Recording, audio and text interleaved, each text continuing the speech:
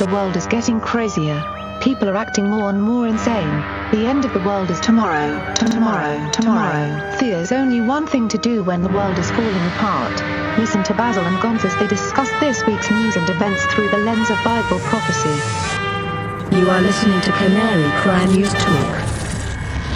You're listening to Canary Cry News Talk. Today is May 18th, 2020, episode 198, and this week, problem, reaction, robots. And my name's Basil.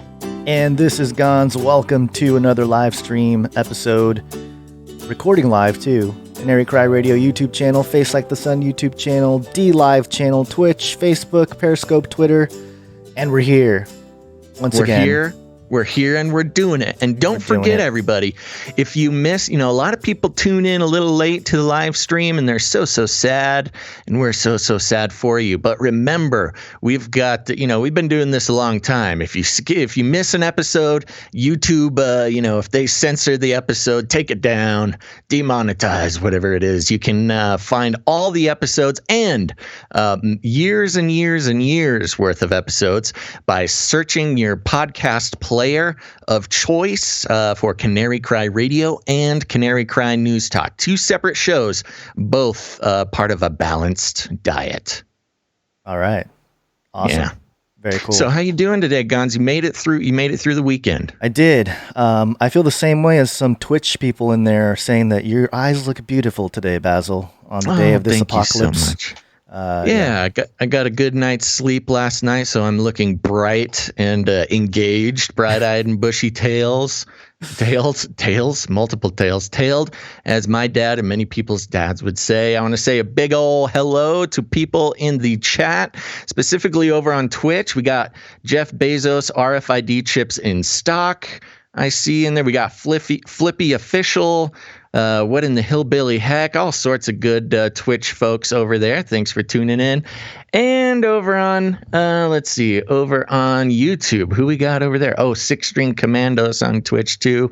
We got, I'm not recognizing anybody in YouTube, but I'm sure there's some old timers in there. Placebo Rock. Yeah, comedy show. What is this bleep? So yeah, we're not a comedy show, but we're just, as we mentioned in a couple, last episode, maybe the episode before that, there's plenty of serious channels out there. We're obviously serious about what we talk about, but you can do a few things. You can get really mad and angry, and throw things around, or you can cry. That's another option, and mourn, or you can laugh about all this crazy nonsense going on. And, there's a time for everything. And if you don't feel it's a time for laughter, you can go elsewhere. But we're both serious, and, we make fun of the things that I think deserve to be made fun of. So I think you're putting, you're putting a lot of thought into this, Gonz, and that's very good. Trying to make people feel better. Fact of the matter is, if you want to be terrified and scared and have somebody who's super intense, there's plenty of shows for you. Not that we don't want you, but we also, we want you to be happy. You can just do whatever you want. But thanks everybody for being here now. I'm going to head over to Facebook and start the watch party on the Canary Cry community so people can join me there. And Gonz, yes. we've had to skip a few Flippy updates because the progression of robotics was not keeping up with our ability to report on it. But right. There's some things to talk about today. So let's hit it with a Flippy update. Flippy update. Do you want fries with that? That's right. And for those who don't know, Flippy is the colloquial name we have for the beautiful disembodied arm that is taking our jobs, enslaving our children, and flirting with our spouses. Flippy, generally in the robotics realm, is what we talk about during the Flippy update, but also how robots are kind of sneaking into our lives, solving problems we didn't even know we had, and being used as a gateway for, increased increased control, and generally quite a drastic change in life. Now, Gons, in the past, we're always talking about Japan. Japan, they're always putting robots to work over there. Japan and China, but Japan, we had the cafe that was staffed by robots being controlled by people at home with VR goggles, that sorts of things. But it's not just Japan anymore. It's not just Asia kind of on the robot swing. Today I'm going to be reading from timeout.com. And here we go. We got a bunch of UK listeners, so this is for you guys. This London cafe has bought a fleet of tea-serving robots for after lockdown. Yeah. The article reads, so you want to keep having afternoon tea, eh? Insist on sipping out of little china cups and tucking into inconveniently small sandwiches, even in the new normal? The new normal. Well, sure, you can, but only if you're up for being served by robots. London cafe chain Tea Terrace is planning to staff its venues with tea-serving robots post-lockdown. There's 7 humanoids on staff now, including one called Theresa Maybot. Very funny. That's funny. After the former PM. She goes around saying, breakfast means breakfast. A truly restful and not at all triggering vibe in these uncertain times. The robots each cost 9,000, 15,000 pounds and were purchased as a gimmick before lockdown. Now, though, they've found purpose in their previously meaningless robot lives, easing customers' anxiety about being too near other people and helping the restaurant stick to social distancing guidelines. The plan is to send the bot squad out with food and to collect plates so that diners have less interaction with servers. A true coming together of man and machine. Eee, dun, dun, dun. Wonderful. So it's starting to spread, man. The flippy virus. I'm telling you. Yeah. The flippy virus starting over there. I don't think it's, I don't know. Not trying to be a conspiracy theorist, but all sorts of viruses, including the flippy virus starting over there in Asia. UK. I know we got a ton of UK listeners, so if you're out there and you can go to Tea Terrace, staffed by robots, let us know. Give us some boots on the ground reporting. Just a reminder for a lot of people, it's Miso Robotics, which a ton of listeners of the show are getting ads for now. I get maybe 5 or 10 people a day sending me screenshots of them getting the Miso Robotics Flippy commercial. So I don't know. I think Miso Robotics is in a little bit of trouble. They're trying to get investors.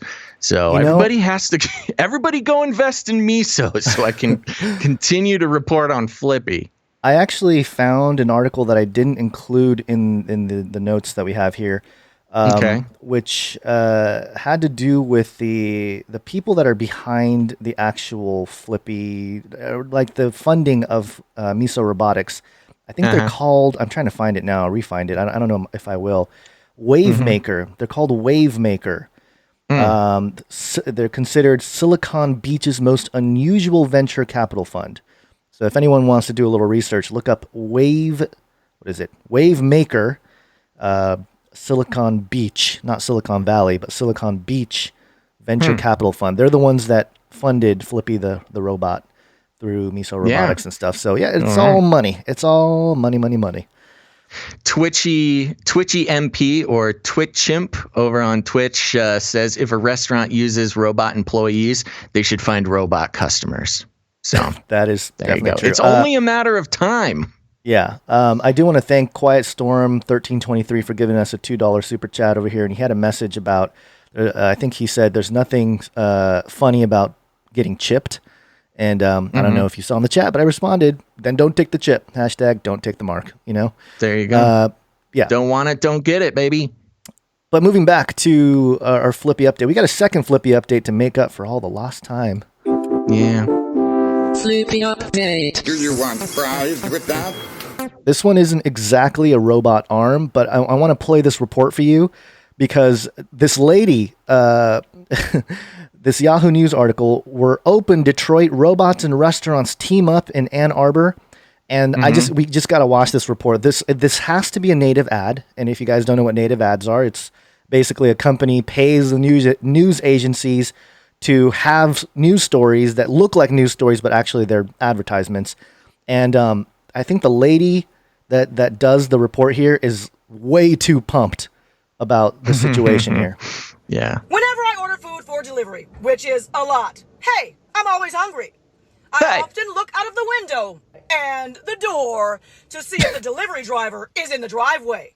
But no way would I ever expect to see a Rev 1 rolling up. Oh, wow, Rev 1. Look at this. Meet Rev 1. It's compact, it's super cute-a-rucci, and reliable. It's a robot that delivers. And with that being said, boy, did these two professors from the University of Michigan deliver with this genius device. Their company, Refraction AI, built a fleet of them late last year. And now business is booming because of COVID-19, especially in the restaurant industry. If we talk to a lot of our restaurant partners, they restrict the number of deliveries that they do through like an Uber Eats or a Grubhub, et cetera, because the margins are just not there. We want something that works everywhere, right? Not just food delivery, but like all deliveries. Anyone can use our robot to do any type of delivery that they need to do. Takeout, groceries, prescriptions, you name it. Rev 1 is ready. And for some folks, it helps take some of the worry away. Without putting me and myself or my family at risk. The risk that those employees are taking on by doing deliveries is significant. The restaurants are concerned for their employees, as are Where's his mask? So, how does it work? Well, you busted. order food through a customer-designed app. And at 15 miles per hour, primarily in the bike lane, obeying all of the traffic laws, the autonomous battery-operated bot uses a navigation system to travel to your pre-programmed address in the Ann Arbor area and pulls up to your property. You get a text when Rev arrives. So, you go pick up your stuff and Rev pulls off. Neat, huh? We want to make sure that everybody interacts with as few people as possible. And we think that robots can be a big part of that. This little dynamo is a big deal, and production is in progress to produce more. I sure hope it comes to a city near me soon, and I'm sure you do too. I'm Andre Ison, 7 Action. And I'm sure Super you pumped. do too. This Super lady's pumped. stepping on my gags, man. She's more hypey than I am. Yeah. That's I know, impressive. I'm gonna have her Holy replace you and I know. to hype up the She show. would be a great replacement for me. What's that lady's name? Did she say her She name did on there? We say her name at the end. Here, let me try to find it. got to I'm pull Andre some Ison. clips. Andre something. Audrey something. Audrey something. I'm Andre Ison. Audrey Isom. Isom. Audrey. I'm Audrey Isom. Okay. Thanks, Audrey. So there you go. Yeah, we got more robots starting to deliver things. What a time for delivery robots. I mean, it seems like all these sort of silly, sort of, I don't know, novel, little funky robot companies are just in the prime of their lives right now with lockdown and everything. You know, They love it. We've been talking about delivery robots for years, and you know what? Everybody thought they were crazy, but they really know what they're doing. I got some exciting news for you, Gons. Are you ready? No, I want to say one more thing about this robot car thing. Okay. First off, Shut down. First off, what's going to happen when like the homeless people need food and they see these guys rolling around? There's going to be so many carjack or Rev 1 jackings. Yeah, well, that... Is that why they got cameras on there? And but then people have masks, so you're not going to be able to. I don't know. Oh my gosh! I just think this is a bad the idea. problem comes when these things. It's kind of like the old West with some stagecoach robberies. Right. There's going to be some stagecoach robberies on these delivery robots for the pizza or Chinese food or what's ever inside. But then you got right to property. You got right to protect your property. So then you got to have another robot riding shotgun and some security systems on the thing. I don't know. This could go. It's gonna go. That's a joke, but that's also not know, a joke, it's man. not a I've joke. learned a long time ago not to discount the silly things I say on this show, because so far I'm about 10 for 10 on silly predictions about what the future looks like. It's definitely going to have be equipped with like its own little laser gun or something. If anyone tries to get near it, or just you touch it, you're gonna get shocked, man. There you you're go. gonna get shocked, or maybe some ink packs. So you touch it or try to open it, and ink Fingerprint. explodes all over you. Yeah, it'll be fun. Okay, you ready for the exciting news now, guys? Sure. Okay, so I want a huge thank you. Now, look, just because I think the people on Twitch doesn't mean I don't love the YouTubers, love the D-livers. I love everybody who watches the show. But because of all the cool folks over on Twitch watching, we are number 2 on the list of talk shows and podcasts over on Twitch right now. Giant dong for that one. We're number 2, folks. So let's try to get to number 1. We got to get our average concurrent viewers up over on Twitch. And I know people hate it when I talk about this, but if you just were watching, I wouldn't have to talk about it. So go to twitch.tv/Canary Cry Radio. Let's try to get to number 1 on the talk show and podcast category. Yeah, it's because no one podcasts on Twitch, apparently. Apparently, we're doing good. I like this. Okay, Gons, what do you got? I got something for you. You got something. You got some space updates. Space. Wanna go to space? That's right. Space. Okay, all you NASA lovers out there. Sure, I'm sure the NASA lovers are just thrilled to be here. Oh, NASA lovers love our show. We love it. We love talking about how the Earth could be flat, maybe. NASA lies, all sorts of fun stuff. But, we've talked about the Artemis Accords in the past few weeks, and there's some news here. So I'm reading. This is straight from the mouth of the beast, nasa.gov. Let's see. Principles for a safe, peaceful, and prosperous future. Here you go, folks. Listen up. We need these principles for a safe, peaceful, and prosperous future. The article reads, via the Artemis program, NASA will land the first woman and the next man on the moon by 2024, heralding in a new era for space exploration and utilization. While NASA is leading the Artemis program, international partnerships will play a key role in achieving a sustainable and robust presence robust presence on the moon. Wow. While preparing to conduct a historic human mission to Mars. With numerous countries and private sector players conducting missions and operations in cislunar space, it's critical to establish a common set of principles to govern the civil exploration and use of outer space. We got the Galactic Federation starting here, Gons. Yep. International space agencies that join NASA in the Artemis program will do so by executing bilateral Artemis Accord agreements, which will describe a shared vision for principles grounded in the Outer Space Treaty of 1967. We should talk about that someday. We'll pull it up. It's very interesting. Wrote about it in a book that never published. I know, your 350 pages. Secret space program book. I know. Yeah, 350 pages. Gone to waste. It'll sit there forever. Sorry, go on. So, grounded in the Outer Space Treaty of 1967, to create a safe and transparent environment which facilitates exploration, science, and commercial activities for all of humanity to enjoy. I think that's a little bit of an exaggeration. All of humanity enjoy being the 37 people who will get to go to space because of this. Okay. Number 1, peaceful purposes. International cooperation on Artemis is intended not only to bolster space exploration, but to enhance peaceful relationships between nations. Therefore, at the core of the Artemis Accords is the requirement that all activities will be conducted for peaceful purposes, per the tenets of the Outer Space Treaty. Okay, so there you go. I think part of if I'm not mistaken, I'm doing this off the top of my head, but I think the 1967 treaty expired in like 2001 or something, and they hadn't upped it.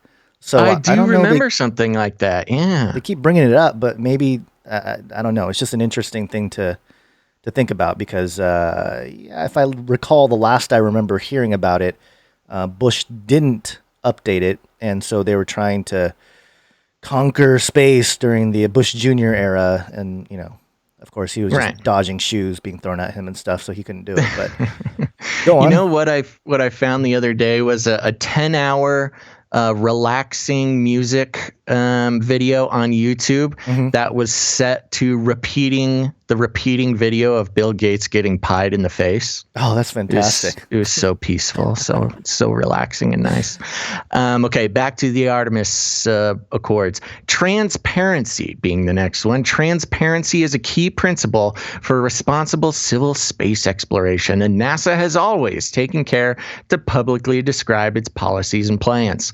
Artemis Accords partner nations will be required to uphold this principle by publicly describing their own policies and plans in a transparent manner, which is just so They're silly. so awesome. I love how transparent NASA is. So transparent. Super secret space program transparency.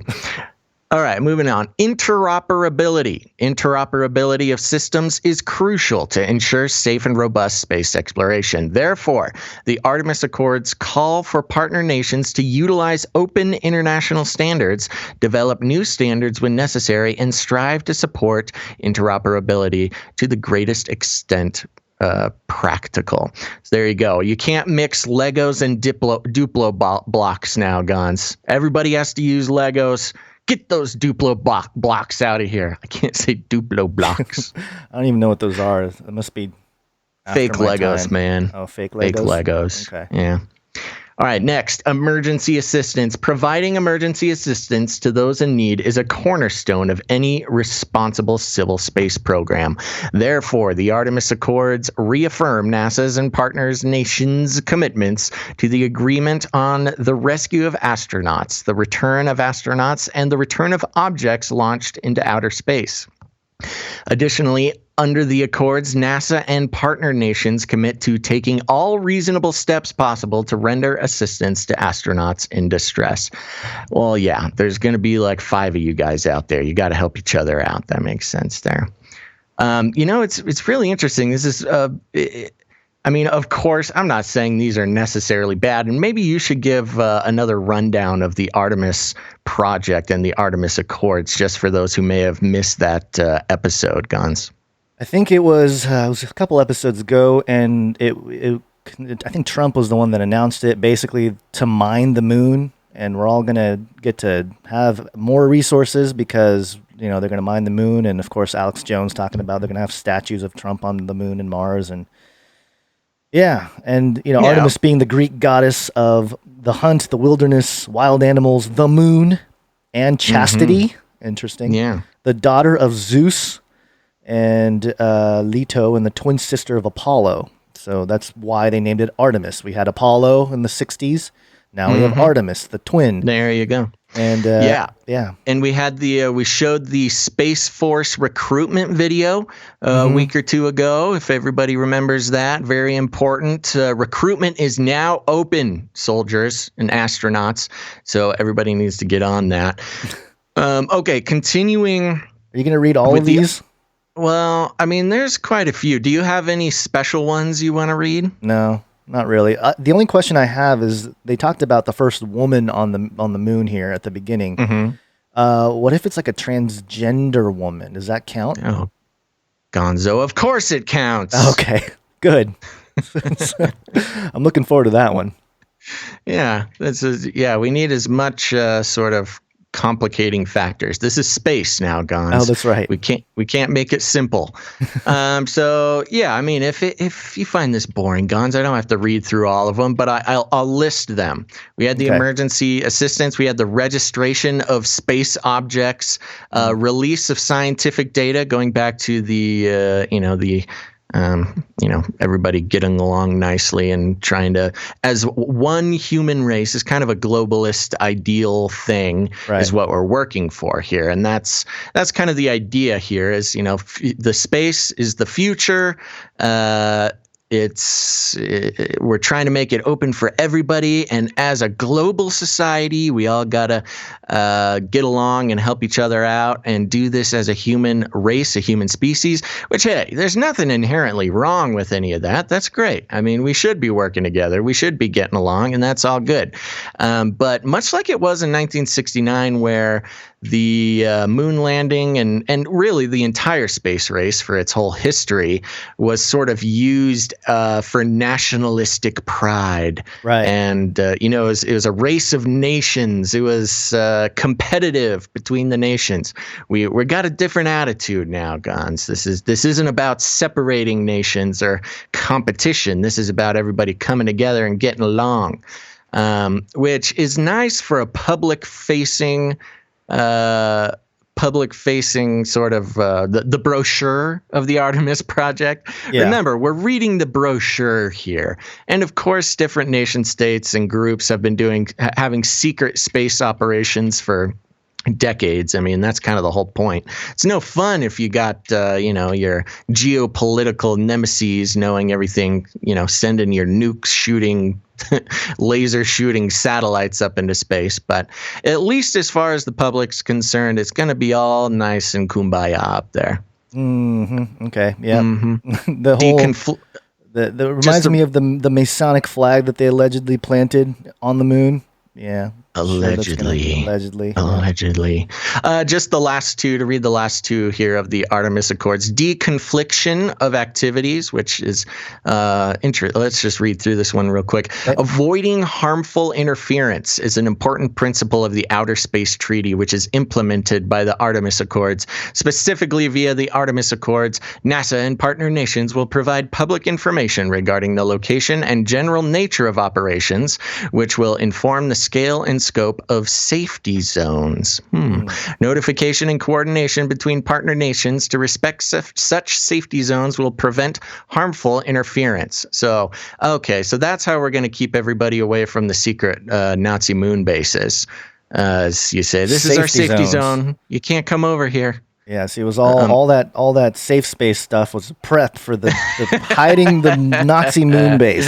It all comes the together. Artemis safe spaces. Yeah, very good. Okay, and then let's see, what do we got here? Orbital debris and spacecraft disposal. Last but not least, preserving a safe and sustainable environment in space is critical for both public and private activities. Therefore, under the Artemis Accords, NASA and partner nations will agree to act in a manner that is consistent with the principles reflected in the Space Debris Mitigation Guidelines of the United Nations Committee on the Peaceful Uses of Outer Space. Moreover, NASA and partner nations will agree to plan for the mitigation of orbital debris, including the safe, timely, and efficient passivation and disposal of spacecraft at the end of their missions. So you got to put your recycling in the recycling bins, separate out the cardboard from the cans, Gons.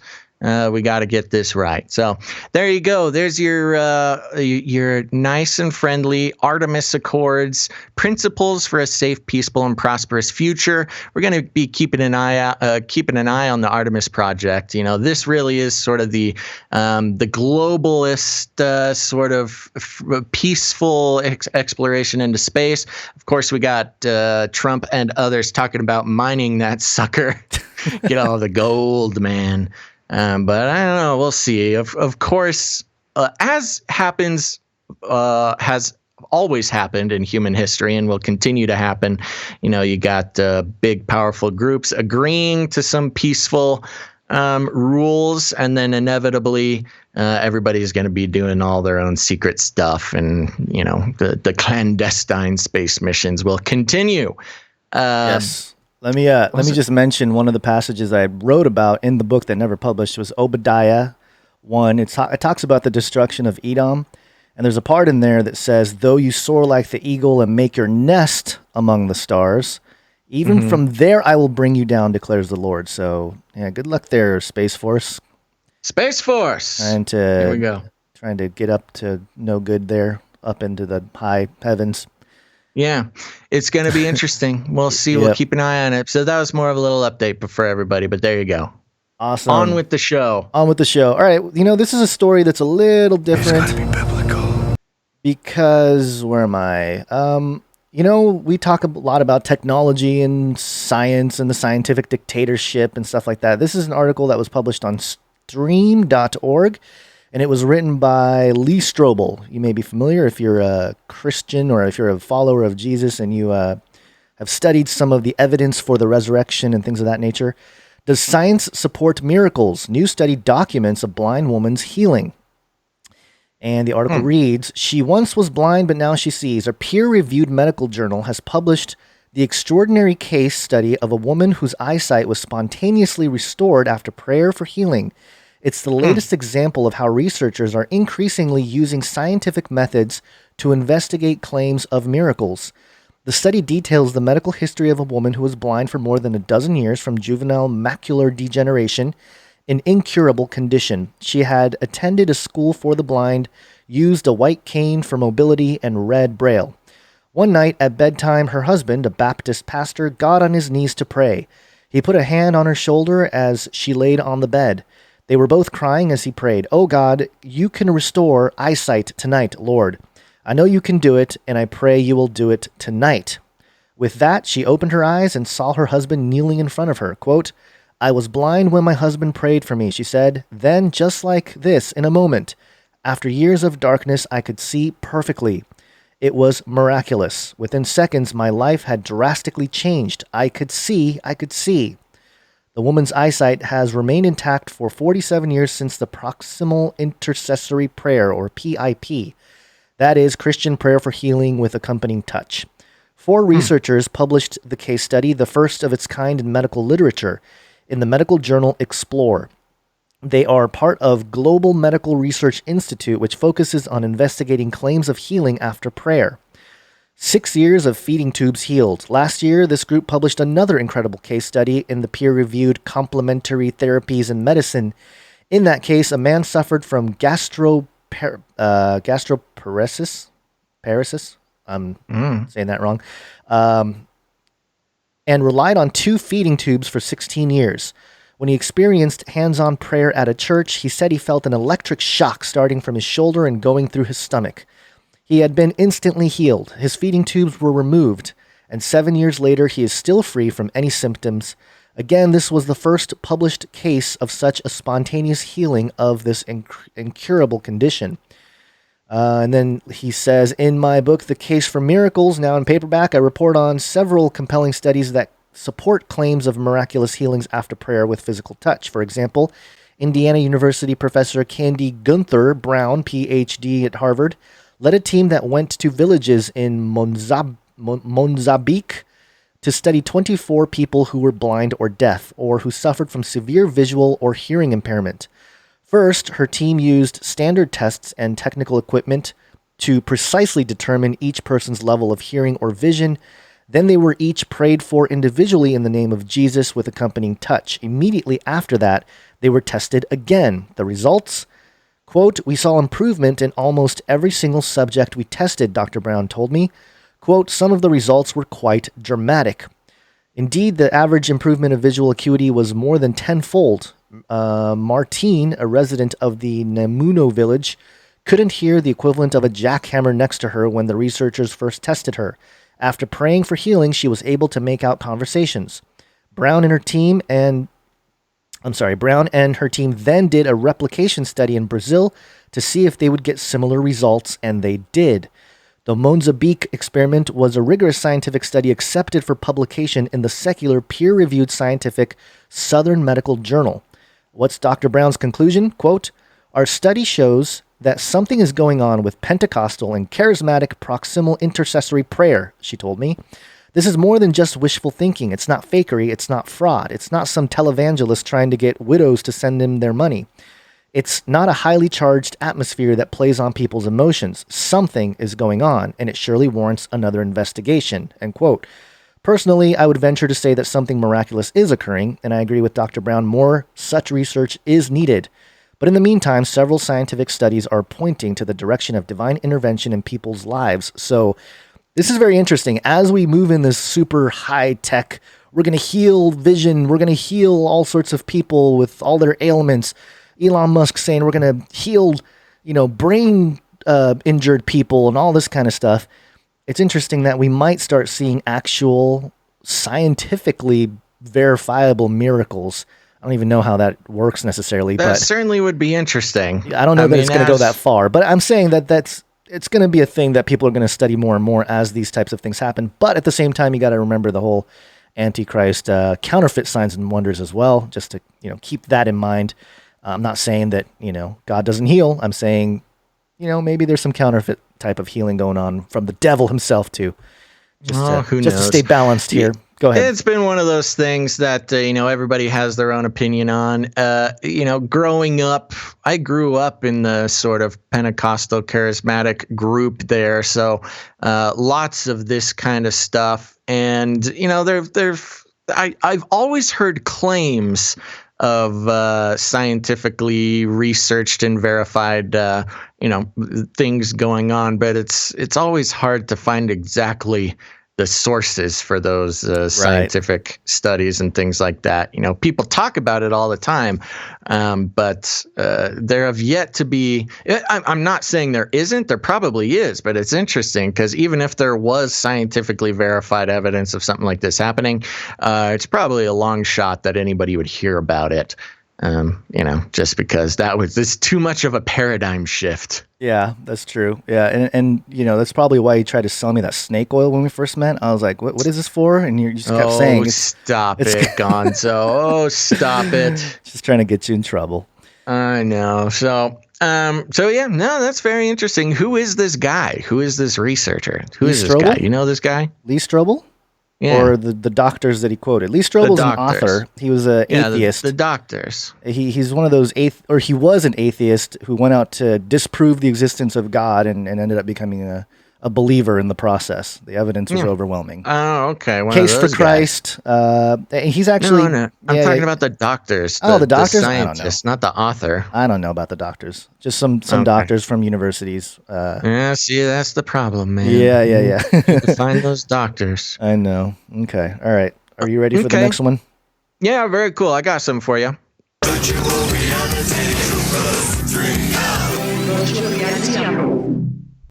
Okay, so here we go. A little VR update, everybody. Just so you know, if this is your first show or you haven't been watching long, let me just give you an idea of what we're doing here. We keep an eye on virtual reality, augmented reality. Obviously, not just for the fun gaming purposes. That's always a good time. But what does it mean for humanity? What does it mean for society? What does it mean for work and love and recreation and all these things? Because podcasting, right? It's touching all of these things, all of these areas of our life. And it's easy to just be like, for the longest time, everybody's just saying, virtual reality, it's a gimmick. It'll never work. Real reality is where it's at, baby. But I found this article very interesting. And yes, as you can see here, I am in my virtual reality office here. It's much more luxurious than my my real office. Yeah. Do you get depressed when you take the VR headset off? Like, oh, my boring office. It feels so good to get it off. Okay. After a couple hours of having this thing on, it really starts to mess with your head. But we've talked about the possibilities of using VR to work from home, not just, computer jockeying, but also controlling robots from across the world. And that's where we had, those robots working in a tea room in Japan that were controlled by people who could not leave their houses. So that's also very interesting. VR is really a thing. Don't sleep on it, folks. You gotta keep an eye on this because it's going to become much more prevalent. VR will become as prevalent as regular screens, I believe, sometime in the future. But here we go. The article's on 10medium.com. And the article's titled Virtual Reality 1. Not just the kind you think. Okay, all right. So we're going to broaden our scope of virtual reality here. We've got, as authorities prepare to ease lockdown orders across the country. Of course, this is in the context of COVID-19. As authorities prepare to ease lockdown orders across the country, it's becoming clear that the reopening we'd all look forward to doesn't mean returning to anything like normalcy. It's the new normal, folks. Like the war on terror. The battle against coronavirus might be one that drags on for years without a real exit strategy, which is exactly what I've been saying this entire time. Just thought I'd throw that out there. Against that backdrop, we can expect a flourishing of what I'll call pandemic-ready tech. platforms and tools built for a future in which social distancing is a fact of life, or at least a specter that could return at any time. What these tools have in common is that they obviate the need for physical presence. Take virtual reality, a term that has its roots in early 1980s cyberpunk fiction, but which these days is associated with chunky headsets, immersive graphics, and commercial failure. There's still a chance that coronavirus will make that kind of virtual reality more mainstream. On Thursday, Apple acquired startup NextVR, which broadcasts live and recorded events for VR headsets. Last week, Bloomberg reported that Facebook is developing a smaller, lighter version of the Oculus Quest, its standalone VR headset. But if you take a broader reading of the term virtual reality, there's a sense in which it has already gone mainstream. For people stuck at home in the pandemic, big chunks of our lives have moved into online spaces, even if we don't own any fancy VR gadgetry. And some of those changes are likely to stick. The pattern. You had to be there, but you didn't have to be there.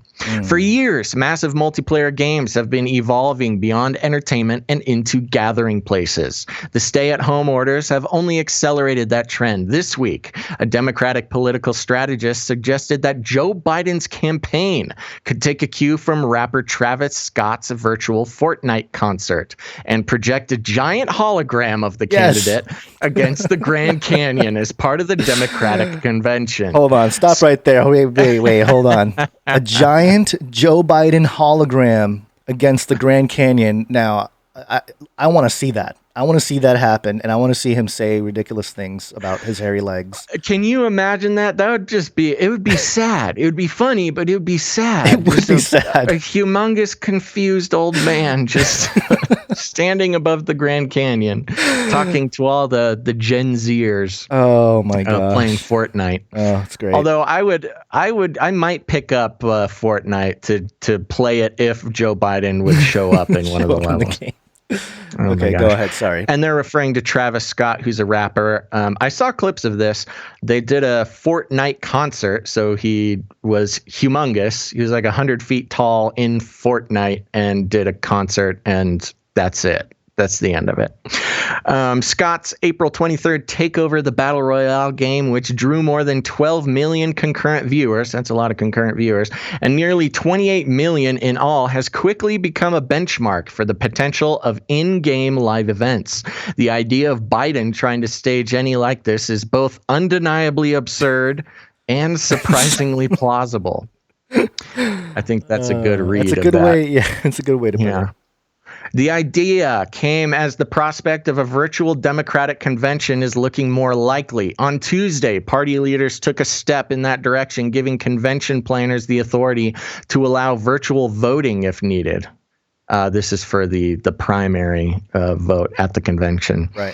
Online voting more generally remains contentious, with some states launching experiments even as the federal government warns that it's high risk because the systems that support it have not been proven to be fully secure. Ready or not, coronavirus is pushing key elements of our democracy online, including Biden's campaign, which has struggled to adapt his backslapping political style to live streams from his home in Delaware. In New York Times op-ed earlier this month, Barack Obama's former top strategist said he'll have to get more creative and interactive in his use of platforms. Quote, online speeches from his basement won't cut it.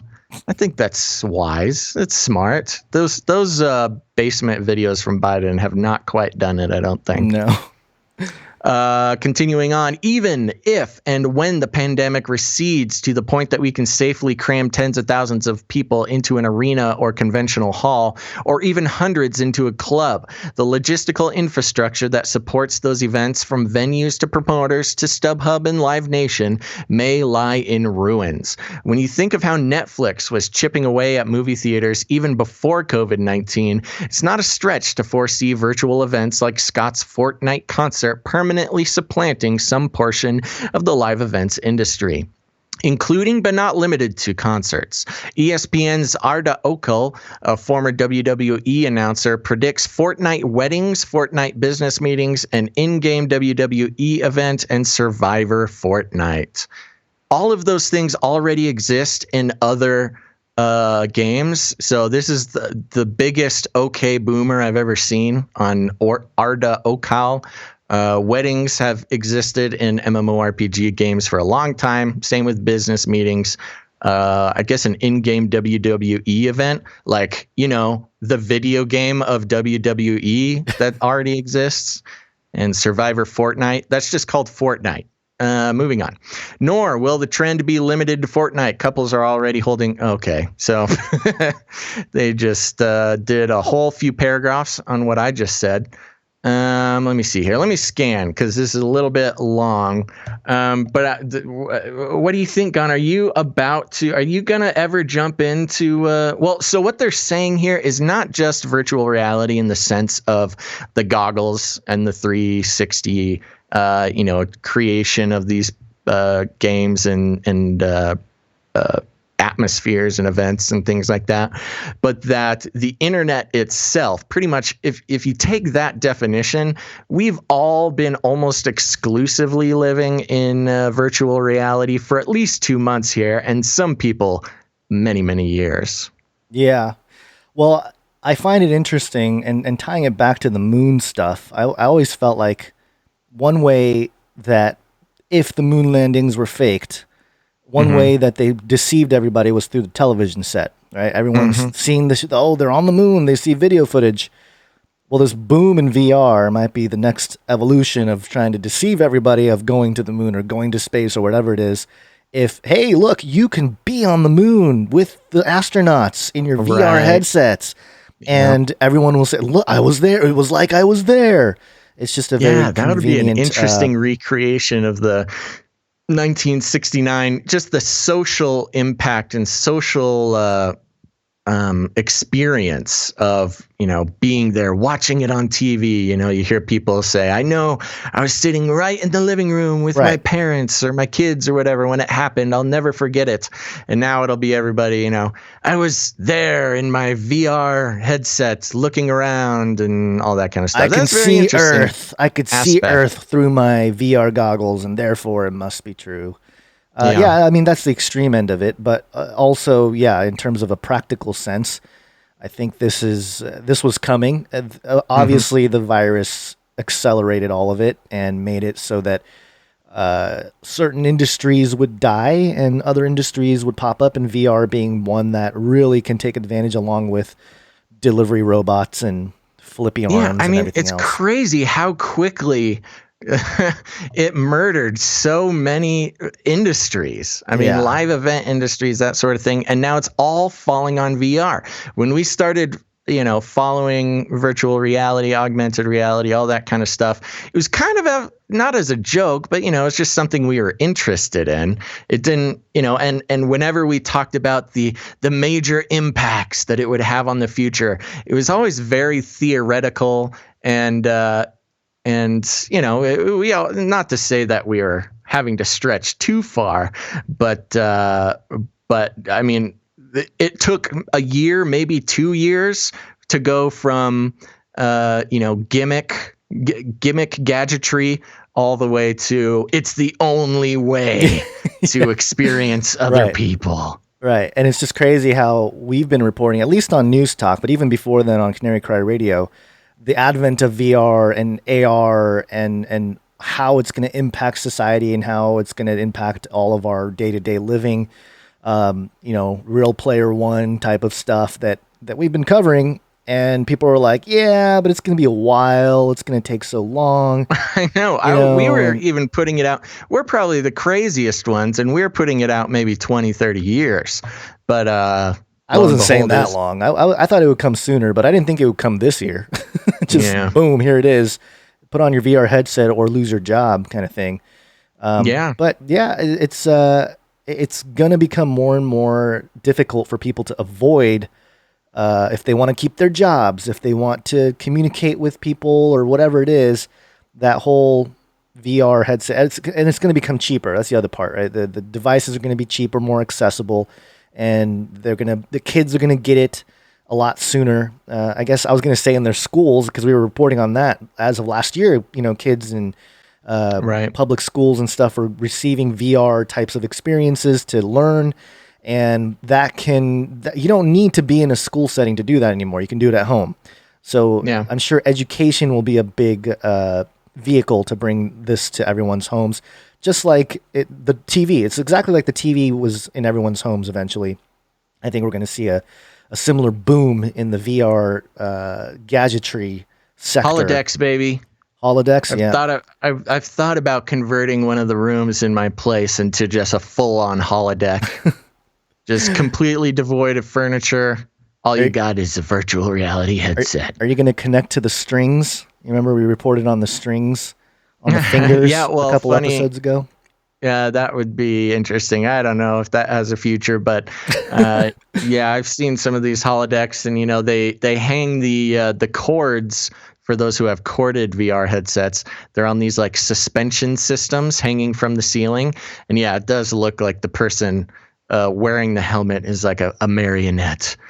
So poetic. We actually got contacted by somebody who was had put together something called Jesus VR. We might want to reach back out to them and do an interview with them, because basically, I mean, they were working on this a while ago, but I think you can check it out now. It looks like for $15 here, but Jesus VR is it's a virtual reality experience of like all the locations of the Bible and things like that. So, I mean, people are already doing or building or have built this type of thing for the VR, church for the VR headsets or whatever. Right. Interesting. You know what? You should try it. Look at this. It's got stories from the Bible. It's got the birth of Jesus, the baptism, the devil tempts Jesus. It's got 14 different chapters. The Last Supper. I'll give it a try. Yeah. Well, definitely. I mean, it looks kind of ridiculous, but ridiculous in the sense of, I don't know. There's a picture of a lady here holding up her VR goggles, and it's got the Jesus VR logo on the thing. There's something about covering your eyes. Sorry, Basil. That I feel like it makes you look ridiculous from the outside. I mean, from the inside, you're in this virtual crazy world space, but from the outside, you do look pretty ridiculous, gotta say. Yeah, it's ridiculous. That's why you got to put some big ol' eyes on the outside to not look ridiculous. Okay. And speaking of ridiculous, Gons, let's take a second. We'll take just a quick second here. Sure. I want to thank everybody who's watching over on Twitch. We're still number 2 on talk shows and podcasts, which is very cool. But anybody out there, head on over to twitch.tv/Canary Cry Radio. Let's try to get that up to number 1. Man, that would be cool, huh? So if you're not doing it yet, now here's the thing. I know people love their YouTube. I know people love their Facebook. But we, as we know, there's a lot of problems with censorship and shadow banning, and we had a live stream cut midstream on YouTube. They shut us off whenever we start talking about things we shouldn't be talking about. And of course, lots of demonetization, things like that. We're not on YouTube because we make any money from it, because we don't. But Twitch has a bunch of really cool tools that will help us support ourselves. I mean, we are your guys' essential employees. We got nothing else going on. So Twitch, thankfully, has some alternative funding structures. So what we got to do is we got to get our average viewership up to 75, and we've only got a few more shows to do this. Now today I'm looking over there, we got about 100 viewers right now, which is awesome. But our average viewer count is calculated over 30 days. So we're actually not quite up there. Our average right now is 65 viewers. We need to get that up to 75. So if anybody out there, I see there's hundreds of you out there on YouTube and other places. If you could go to twitch.tv/Canary Cry Radio and watch it from there. And some people don't like it. Here's a secret. You can just open up another tab and have it there and still watch it on beloved YouTube, because we don't want Susan Wojcicki to get mad at us for taking away her business. I haven't seen Susan Wojcicki in the in the chat today. I'm kind of sad. I don't see her hanging out with us. I should grab my letter to show everybody. I got a letter from Susan Wojcicki. Why don't you do your little Twitch thing? I'll grab the letter real quick. Are you going to do it? Or okay. No? Oh, okay. Yeah. Sorry. Okay. While you get your letter, I'm going to give some shout outs. That sound good? Okay. We got Arkman614. Ding, ding. Thanks, Arkman. Oh, and if you're in the Twitch chat and it's your first time here, mention it so I can give you a shout out, like Vitruer. Vitruer. Yeah, okay. I have no idea how to say your name. Sorry, buddy. But thanks for being here. We also got Airship Enoch. Cool name. Airship Enoch. I think I've met Airship Enoch. Yeah, it sounds familiar. Yeah. LJS Mom 70. Thank you, LJS Mom. We got oh my gosh, hold on, let me make it bigger. Caria Costa. Thank you. I Need the Waymaker. Thanks for visiting here. We got Teeters. Tiiters. Bring Forth Fruit. Thanks. Bring Forth Fruit. Warrior Chick Jan. Thanks, Warrior Chick Jan. We got Elon Musk Alien Man. Yeah, Elon Musk Alien Man. Yeah, that's right. And we got those are it. Those are our new viewers that I have on this list here. So thank you guys so much. We got the Montgomery Jones. Oh my gosh, I found him. Montgomery Jones. Okay, so for those who don't know, I have another podcast called The Joyspiracy Theory. I recommend everybody go check it out. It's a great place to be. And there's been a strange anonymous man for years calling my speak pipe and leaving me messages and just singing for like a minute and a half. Sometimes it seems like it's all extemporaneous, like he's making it up as he goes. Sometimes it's based on a theme of like a well-known song. Sometimes it's just completely wild. And there's somebody in here says the Montgomery Jones. He says, I'm the one that leaves awesome songs on the Joyspiracy Theory. So I found you, Montgomery Jones. You've been such a mystery. Okay, so there's some fun news. All right. Let's see. Anybody else? New. We got Arkman. Oh, we called out Arkman. They call me Socks 13. What's up, buddy? And we got Rajanak, longtime follower on YouTube. Just made the switch. You get the golden medal, Rajanak. Okay, that's it for the Twitch shout-outs for this time. We'll take another break a little later on. But again, folks, remember, I know you don't want to do the work of doing a couple more clicks to help out your buddies, but please, if you could, even if you just have it in a separate tab, go to twitch.tv/Canary Cry Radio. It's a huge help. Thanks, guys. And we also have dlive.tv/Canary Cry Radio, and that's where it's kind of like, well, if you don't like Twitch because Twitch is Amazon, then you can head over to DLive, which is technically got bought out by Tron and Justin Sun, so it's not as it's got its own problems, but it's another live streaming platform. In the meantime, I got this letter here. You see the letter? I'm going to try to show it on the video. It's from Susan Wojcicki. Oh, you got a personal letter from Susan Wojcicki. Yeah, this is kind of an older letter, but it's when I got 100,000 subscribers on YouTube. And I'll just read parts of it here. You've done something very few YouTube creators accomplish. You had an astonishing 100,000 people subscribe to your channel. Wow. We know numbers on YouTube can get really big, but we hope you don't lose sight of the reality behind that 6-digit milestone. Each and every person who has subscribed to your channel was touched by what you did. All this kind of nice kind of stuff. And then it says here, we know you don't do this for rewards. You do it because you have a drive to create and share, and because you found an audience who cares. Believe us when we say that we can't wait to see what you do next. I don't believe you, Susan. A million subscribers may seem a long way off right now, but you're closer than you think. We're rooting for you. Congratulations. Sincerely, Susan Wojcicki. And again, this was a couple years ago when the channel broke 100,000 subscribers, and it's at 263,000 subscribers, and it's been stuck there for many months. So either people just don't care beyond 263,000 people, or they're not allowing the channel to grow anymore, which is fine. That's okay. We've seen that. And as usual, I mean, people love the YouTubes. We get it. We're having to make a switch because if funky things happen over there, funky numbers, videos disappearing, obviously famous for shadow banning and censorship, which, you know what? They're their own company. They're allowed to do what they want, but that means we're allowed to switch platforms, and that's why we're over on Twitch. Being a little bit nicer to us, even though you got a nice letter from Susan. I want my letter from Bezos. Good luck with that one.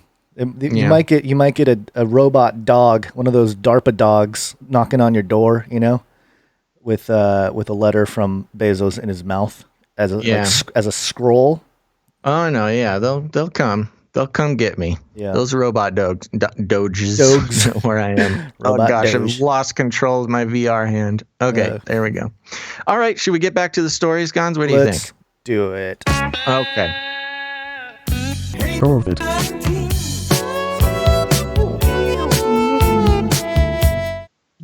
I think this is the first. I don't know. Actually, I might have messed up. I don't know that this has something directly to do with COVID. Okay. However, it does have a little bit to do with what we just talked about with Google and YouTube. Barr calls out tech companies that are willing to accommodate authoritarian regimes when it serves their business interests. It's a 1-minute clip, so I wanted to play this for everybody. Check this out. Companies that advocate most loudly for warrant-proof encryption in the name of privacy rights are at the same time willing to accommodate authoritarian regimes when it serves their business interests. For example, it has been widely reported that Apple has worked with both the Communist Party of China and the Russian regime to relocate data centers to enable bulk surveillance by those governments. Apple also has reportedly disabled features and applications on iPhones used by pro-democracy advocates, thereby facilitating censorship and oppression. If technology companies like Apple are willing to oblige the demands of authoritarian regimes, they certainly have no excuse for failing to cooperate with rule of law nations that respect civil liberties and privacy rights and have judicial safeguards. Okay, so I might have labeled that story wrong a little bit there in the notes there, but okay, yeah. Barr going after Apple and their coziness with authoritarian regimes. Yeah, well, it's been a topic of conversation for a while, and it's funny because Google's been working with China specifically for years, and they even had an employee protest because they were helping create weaponized AI for China and a lot of drone stuff. I know Amazon had some trouble over there too, but Apple.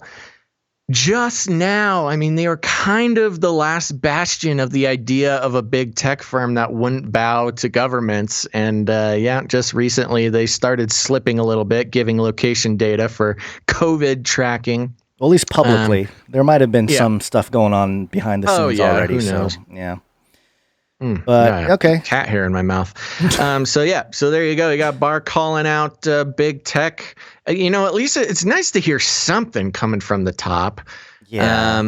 But the way I see it, though, by the time we're hearing it from the political pulpits, it's kind of like too late. I think it doesn't really make that much of a difference, in my opinion. They'll try to bring it down a hammer or whatever, but they're a little, I don't know, empty threats maybe.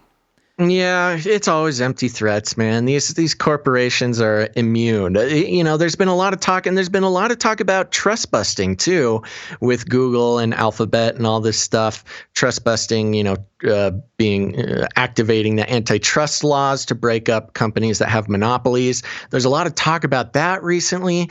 I just can't imagine that actually happening. I don't know when the last time a trust busting suit actually succeeded. Yeah. Now that's not because follow them, on the daily. Maybe there has been, but I have not heard of one. Usually it's a pretty big deal when that happens. Yeah. But yeah, I mean, with as much complaints and as much the emotional roller coaster that specifically the big tech companies have created just on a daily basis to simple human existence, I would love to think that somebody would be called to account for that, but I don't think it's going to happen. Yeah, well, again, on one hand, they're calling out these tech companies, but on the other hand, we should all just vaccinate. Oh, gosh. Get your shots on. Get your shots on. This is a clip from Alan Dershowitz, another 1-minute clip. Quite disturbing, if you ask me. Let me put it very clearly. Yep, go ahead.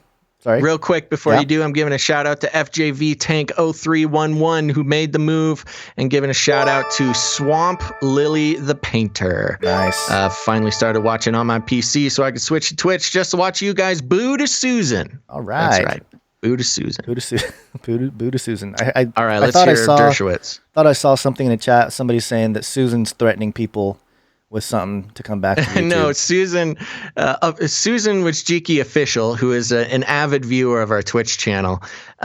She's been offering free YouTube Prime memberships. YouTube Premium for those of our listeners who switched to Twitch to switch back to YouTube. They really don't want us over here on Twitch, Guns. Excellent. Okay, so this is constitutional lawyer Alan Dershowitz discussing the whole, the rights of citizens when it comes to avoiding vaccines. Let me put it very clearly. You have no constitutional right to endanger the public and spread a disease, even if you disagree. You have no right not to be vaccinated.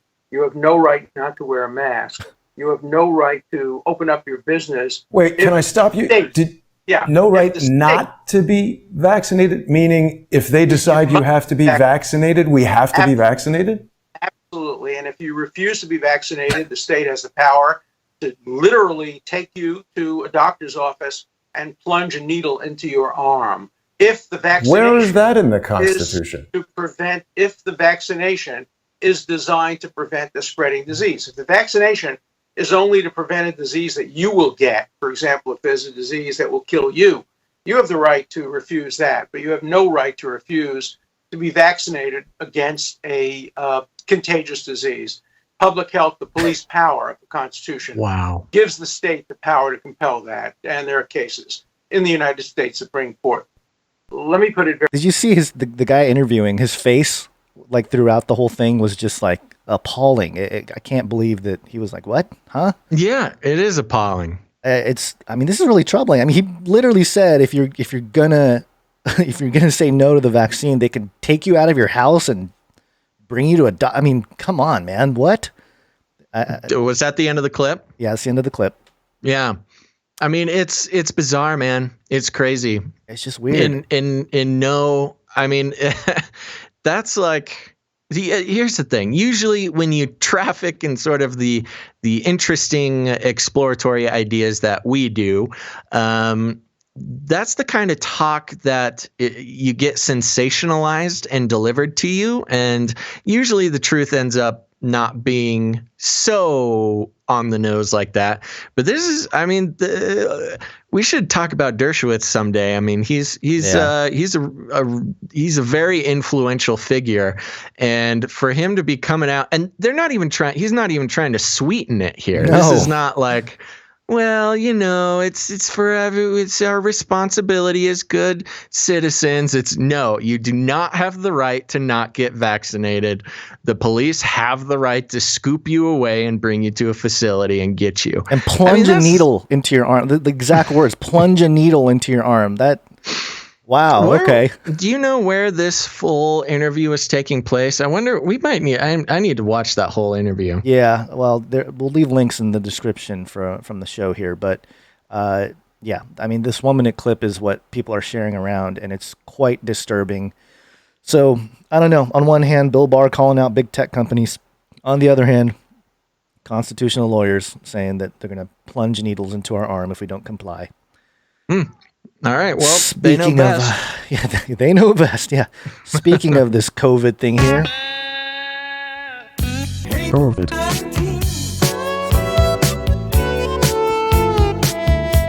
This is the Los Angeles Times. So you really want to see your friends? Here's how to assess the risk.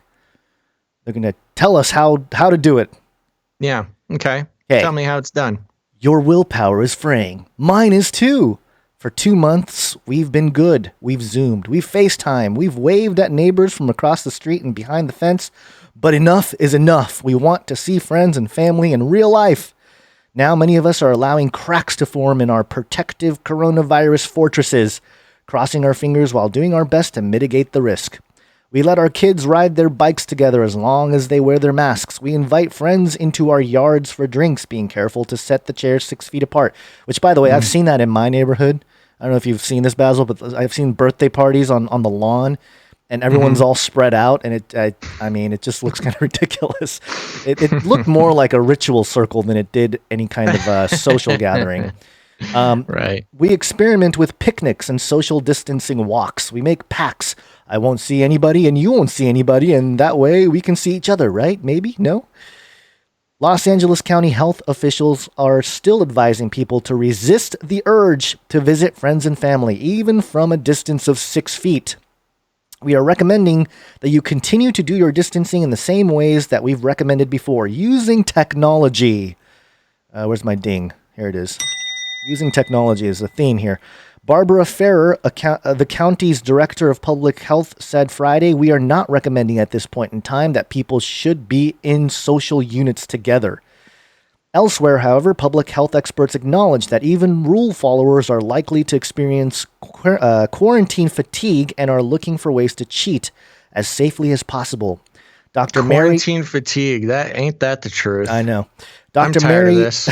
Dr. Mary Bassett, a former health commissioner for New York City and professor at Harvard's T.H. Chan School of Public Health, said she expects people will soon begin to expand their cone of safety beyond households, whether or not public health officials think it's a good idea. Regardless of what we tell them, this is a quote, regardless of what we tell them, people will try to rank their risk, Bassett said. Quote, whether outdoor activities are safer than indoor activities, does it make sense to expand the circle of people I see? These are the things people are going to want guidance on. The hard truth remains that just as abstinence is the only surefire way to avoid a sexually transmitted disease, the best way to protect ourselves from the coronavirus is by remaining physically isolated from one another. But there for you many go. of Put us, it in a metaphor people will actually understand. yeah, but for many of us, and for a variety of reasons, that may be impossible. That may be an impossible standard to maintain. So if you must see friends, how can you tell if an activity is high risk or low risk? And this is where I just found it so ridiculous. Because remember, Basil, we've been stuck in our homes inside this whole time, right? Yeah. A general rule of thumb is that outdoor tends to be better than indoors. Small groups are better than large groups, and a shorter period of time is better than a longer one, said Julie Swan, head of the Department of Industrial and Systems Engineering at North Carolina State University in Raleigh. The relative risk of seeing others also depends on how prevalent COVID-19 is in your community and how much potential exposure the friends or family member you plan to see has had to the virus, said Chunhei Chi, director of the Center for Global Health at Oregon State University. Quote, the idea of safe or not safe is not black and white, he said. It's a degree that is influenced by multiple factors. Isn't that true for like anything? Wearing a mask will reduce the risk of becoming infected with the virus if you don't have it, and the spreading of it to others if you do have it but don't realize it. But enough of the broad strokes. LA Times asked Dr. Mary Beth Sexton an infectious disease expert at Emory University School of Medicine, to help assess the risk of 7 social activities that people are already engaging in. So it kind of goes through some of these things here. 2 families gathering for a barbecue in the backyard with families staying 6 feet apart. Hello, cat. Sorry, this cat is going crazy. The quarantine is not doing well for the kitty. That is a big kitty. My goodness. Yeah, she's hefty. That is a hefty. That's a happy kitty. She's gained her COVID-19 pounds. Ugh. Okay. Verdict. It's tough if kids are involved. Context. Cooking burgers on the grill is okay, Sexton said. Scientists think the majority of coronavirus transmissions are through respiratory droplets that spread when people are in close proximity to one another. Some contact spread is also likely if someone coughs and sneezes on the surface like a railing or doorknob, and then someone else touches it. But if the food was prepared by someone practicing good hand hygiene and then is well cooked, it's probably okay. Just make sure people were not touching the same utensils or plates. The concern here... Man, they're turning us all into germaphobes. The concern here... But also, that's crazy. Of course you're not going to use the same... I know. Silverware and plate. I mean, of course, we've all done it. There's reasons to do it, but like you're not going to do that right now. I know, just in general, but yeah. The concern here is that while the adults can execute the plan safely, it's hard to explain social distancing to kids, especially if they haven't seen one another in a long time. And if the kids are playing together, they are bringing anything they are exposed to back to their families. And the next one, social distanced walk with, let's admit it, some drift. Verdict, relatively low risk. Context, it's hard to always know you're 6 feet apart, and Sexton said there's nothing magical about 6 feet anyway. Some virus-laden droplets expelled in a cough or sneeze travel 3 feet, while others might make it as far as 9. The good thing about a walk is that you're outside. Once again, we're outside, and that's generally safer than being inside. Ooh. Because there's better airflow to carry droplets away from you. And as long as you're trying to maintain 6 feet of separation as much as possible, even though 6 feet is not really a magical number, the only thing that would make you even safer is wearing a mask. That goes for both of you. Not according to Fauci. I know. Mom's night out in backyard. No kids, no spouses. Bring your own everything. Stay 6 feet apart. Of course, they just said there's nothing magical about 6 feet, but then they just keep saying, hey, yep, 6 feet. Verdict. I know, the whole thing is filled with contradictions. It's crazy. Context, keeping it outside, keeping kids from playing together, and keeping people from going in and out of the kitchen or sharing food and drinks are all good. But as we ease back into socializing, Sexton said, smaller is safer. If there were 10 moms at a gathering and you assume that each mom went to a similar party earlier that week, then attending this party is like being exposed to 100 other people. That's where a gathering like this can rapidly spread the virus, especially if one of the guests was particularly contagious, she said. Isn't this true for like the normal flu too? Isn't this not just... But anyway. Drinks around a fire pit. I know, I'm sorry. Drinks around a fire pit. Chairs 6 feet apart. That's a big fire pit. I know. Fairly low risk. If people really observe distancing in that kind of situation, then it's fairly safe as long as you limit it to a small number of people. 2 families quarantined together. Mixed verdict.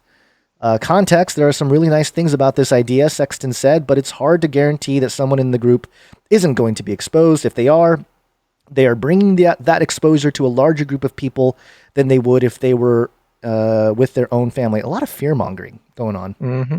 Yeah. Kids riding bikes together while wearing masks. Verdict, intermediate risk. Context, what this situation has going for it is that kids are outside.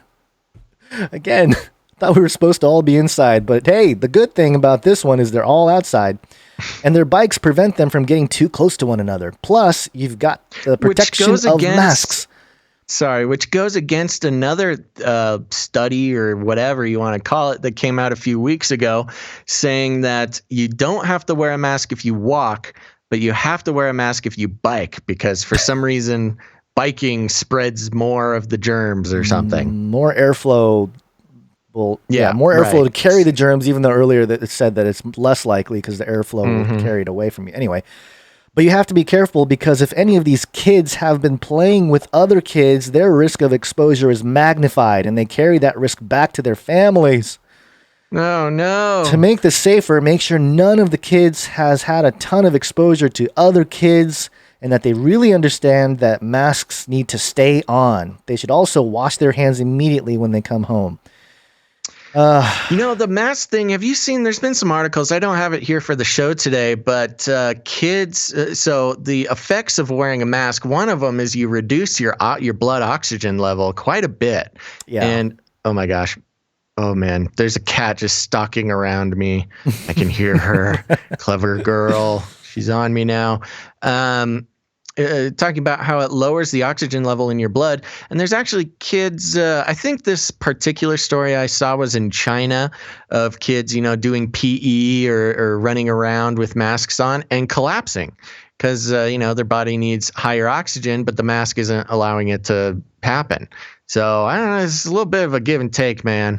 Yeah. But the fact of the matter is that wearing a mask, more than anything, it's already been proven. The experts, Fauci says that wearing a mask is useless. But I've had quite a number of conversations, even with my normie friends. I was talking to a normie buddy of mine, and he was asking if I was wearing a mask. And I said, sometimes, just when I don't want, just to make other people feel comfortable. Dirty looks. Yeah. What? You don't want when you don't want dirty looks when you're walking outside. Yeah, when I just don't want to draw extra attention. I mean, sometimes I do want to draw extra attention. Sometimes I just don't want to deal with it. So I'll pop a mask on if I go into a store or something. First of all, where I'm at, nobody's wearing a mask anymore. But I was talking to this guy, and even he, and he's, I wouldn't say he's like a radical leftist type of guy. He's just a normal guy, right, who's sort of on the normal side of, not liking Trump and generally being, a liberal-minded fella. And even he was like, oh, I just do it just to make people comfortable. I think it's all virtue signaling. And he said those words. I'm like, really? Oh, okay, yeah. He's like, yeah, I just do it so people know that I'm cool. So this last one here is interesting. It says letting someone use your bathroom. Verdict: safer than you might think if you take some basic precautions. Context: Sexton said there are a couple ways to make this scenario safer. If someone goes into the house to use the bathroom, let them go alone. When they're done, it's critically important that they wash their hands really well. Then you'll want to clean the restroom afterwards. Almost all household cleaners have indications that they kill coronavirus. As long as you can clean surfaces and wash hands, you should be safe. Remember that there was I can't remember if he was a mayor of a city or something out here where I'm at, said in a press conference last week or a couple weeks ago maybe, that anybody that shares a bathroom, we're going to have to remove them out of the home.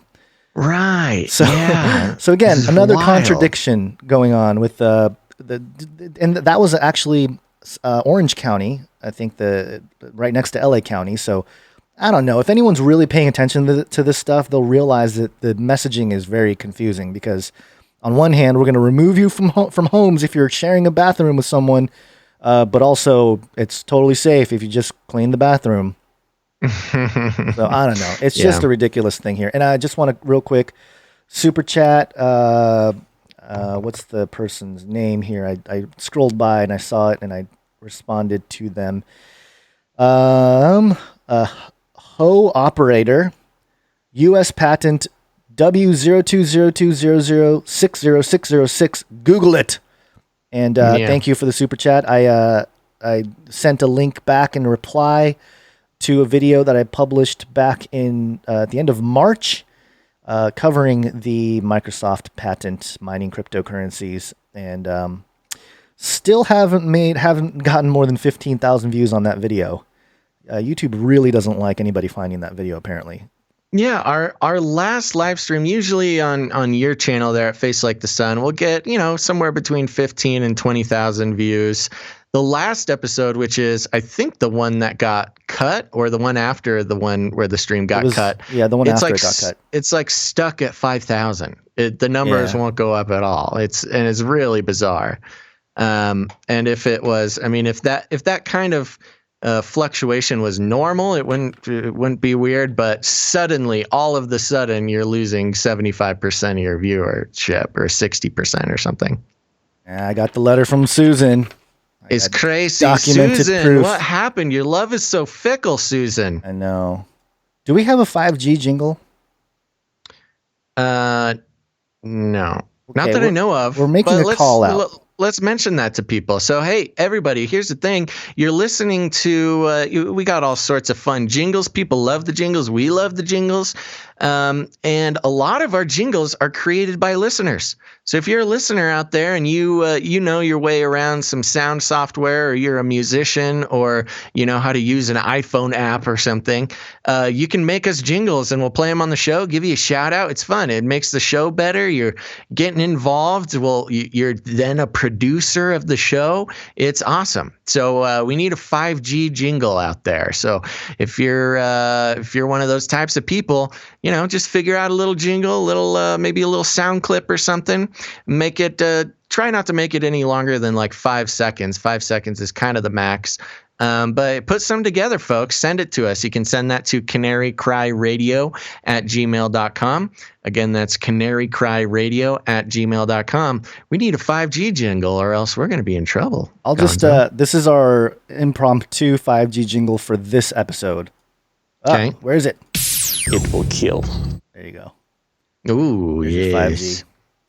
And another couple of super chats, one more from Ho Operator, and then one from Crystal Moonshine. Thank you very much. She says, great job, guys. Awesome. Great to have you back, Crystal. All right. So are you ready for this 5G article? You know, I kind of want to let you have that one. I want to take the next one. Oh, okay. All right. Here we go. Unless I can do both. No. I can do it. Okay. I got it. Back off, googly eyes. You got it, bro. Okay, this is Reuters.com. False claim. Video shows 5G telecoms equipment stamped with COVID-19 ready to be installed into a mast. Yeah, I saw this video just today, actually. Okay. I saw it floating around YouTube, and yeah, it's just a guy. He's some sort of telecom worker putting together. Allegedly. Allegedly putting together a 5G mast. And do you want to just show a clip of that, or what do you think? Let me just go through the article because it kind of describes what's happening here. Why don't you go for it? A video being shared widely on social media shows a man who presents himself as a telecoms engineer allegedly revealing equipment labeled COVID-19 that is due to be installed into a 5G tower. This video contains false information. The footage emerged earlier this week and has been shared on multiple social networks, garnering thousands of views. And it's got a bunch of Facebook links going to the examples. It shows a man wearing a hard hat and high visibility jacket telling the camera that he works as a telecom engineer erecting 5G masts across the UK while the country is in lockdown. He then holds up a circuit board and claims it is a piece of kit that has COVID-19 on it. He adds, quote, "I don't really know any products by any company that produces circuitry like this that has the brand name COVID-19, but that's what it says on the effing circuit board. I'm not a effing conspiracy theorist, but obviously I've read all the stuff online about coronavirus and COVID-19. But why the F are they putting circuitry like that in towers like that?" It's not clear whether the subject in the video is actually a telecoms engineer, but the equipment he holds is not 5G telecoms kit. The circuit board was actually taken from a Virgin Media box for cable television, that the casing of which can be seen on the bonnet of the van as the camera pans at the end of the footage. Virgin Media confirmed to Reuters it believed the circuit board had been taken from an old TV box, and the COVID-19 engraving was not authentic. A company spokesman added, quote, "That is a board from a very old set-top TV box in which never featured any component parts inscribed, stamped, printed, or otherwise with COVID-19. It has absolutely no relation to any mobile network infrastructure, including that used for 5G. A gray cable connector on the far corner of the circuit board in the video is situated next to the SCART plug, as seen on an image of a Virgin Media TV box, and it's got a link there. Reuters was able to compare the buttons seen on the near-sided edge of the board with pictures sent by two sources who owned the same box and had pulled it apart. The layout of the circuit board also matched the pictures sent by the sources. Verdict: false. The video does not show COVID-19 labeled equipment ready to be fitted to a 5G mast. This article was produced by Reuters' fact-check team. And you know, there's plenty of legitimate concerns for 5G and the scientific experiments showing that, it unravels DNA and things of that nature. We don't need this type of thing. And so it leads me to believe, unless it's just like a prank that this guy was doing, because he does have a face mask on, right? So you can't really see who he is unless they use their eyebrow. Like that matters, though. I know it doesn't matter. I got to push back against this. It's a prank or he's in the CIA because he's wearing a mask. Well, no. I'm not saying that he's in the CIA because he's wearing. I'm just saying. I'm saying he's wearing a mask. You're saying he is? I think this could be a purposeful disinfo for the truther people. So that's what I'm saying. That's a possibility. If not a hoax, then it's something like that, because there are legitimate concerns for 5G, and to throw this out there and to have debunkings going on for it suggests that they would want a type of, hey, there's nothing wrong with 5G. Look at all these crazy people coming up with crazy theories. And even fake videos like this, where clearly it's not a very good job if they came up with it, because there's a lot of people that were commenting and looking at the circuit boards, know what they're looking at, engineers and stuff that were saying, yeah, it's not anything like what the real tech looks like. So just an interesting little story that you got to stay vigilant. You can't believe everything you read about, but also you can't necessarily believe the debunking of it at the same time. You got to be skeptical all around in terms of this stuff. Well, the interesting thing is that this is from Reuters, however you want to say it. Yeah. They're not usually, at least in our past experiences, they're not necessarily in the business of debunking. A lot of times they kind of lean towards the kind of truther side. Right, which is why this is interesting, that maybe Reuters is starting to, get pressure from somebody to start giving good 5G propaganda out there. You never know. Yeah, it's a pretty big outlet. Gotta love the good 5G propaganda. Yep. All right. I don't have a jingle for this, but we're talking Four about. Horsemen. Oh, that's right. Where's my Four Horsemen jingle? Where is it? I can't. Oh, there it is. The Four Horsemen of the Technocalypse. Anytime you see the Four Horsemen, it's something special. That's right. We like to keep our eye on the Four Horsemen of the Technocalypse. For those who are new or may not know, the Four Horsemen of the Technocalypse, as identified by us at this moment, are Mark Zuckerberg, Elon Musk, Jeff Bezos, and of course the beloved Bill Gates. Now, this is an interesting one. This is RT.com. Again, kind of a flip-floppy, interesting outlet. And Russian for those who don't propaganda. know, part of what we do here is we kind of track the outlets themselves, because it's valuable if you're going to be in the, if you're going to be exploring the truth of the world. You want to know where the outlets are leaning, how they are perceived, and how to read each outlet, because each outlet will they'll have certain things you got to keep an eye on. Yahoo News is one that I've been enthusiastic about recently. Traditionally a mainstream left-leaning, categorically left-leaning outlet, has recently been doing some incredibly balanced stories on things like Obamagate, where usually, you get a left-leaning outlet talking about Obamagate, how it's all conspiracy theory and there's nothing to see here, slave, keep moving.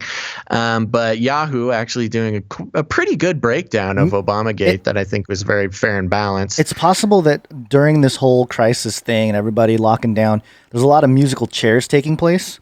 Some outlets going down, others trying to find ways to stay relevant.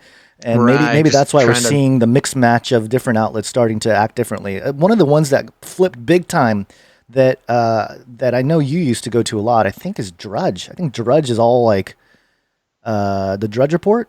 Didn't they used to be like I never was super into them, or whatever? Yeah, I know, but it was one of those outlets that seemed to be more true, quote unquote, truth based. But now they're all progressive, kind of taken over or whatever. Right. Anyway, sorry. Go ahead. Oh, that's interesting. I've not checked in on Drudge before. They're going left a little bit. I thought so. I don't know. Maybe it wasn't Drudge. Maybe it was another one. But I'll look it up while you're reading this real quick. Interesting. Okay. Well, this one is from RT, otherwise known as Russia Today, which has been sort of scried as the ultimate Russian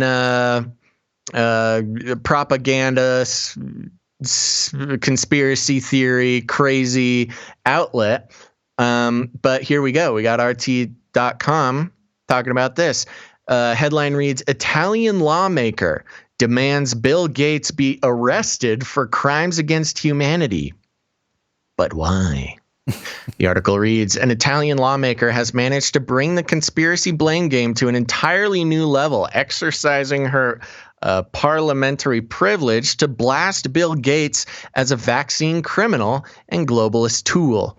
Bill Gates, he's such a tool. Bill Gates and his latest anti-coronavirus efforts have been at the center of the wildest theories that explore possible sinister motives behind the billionaire's activities.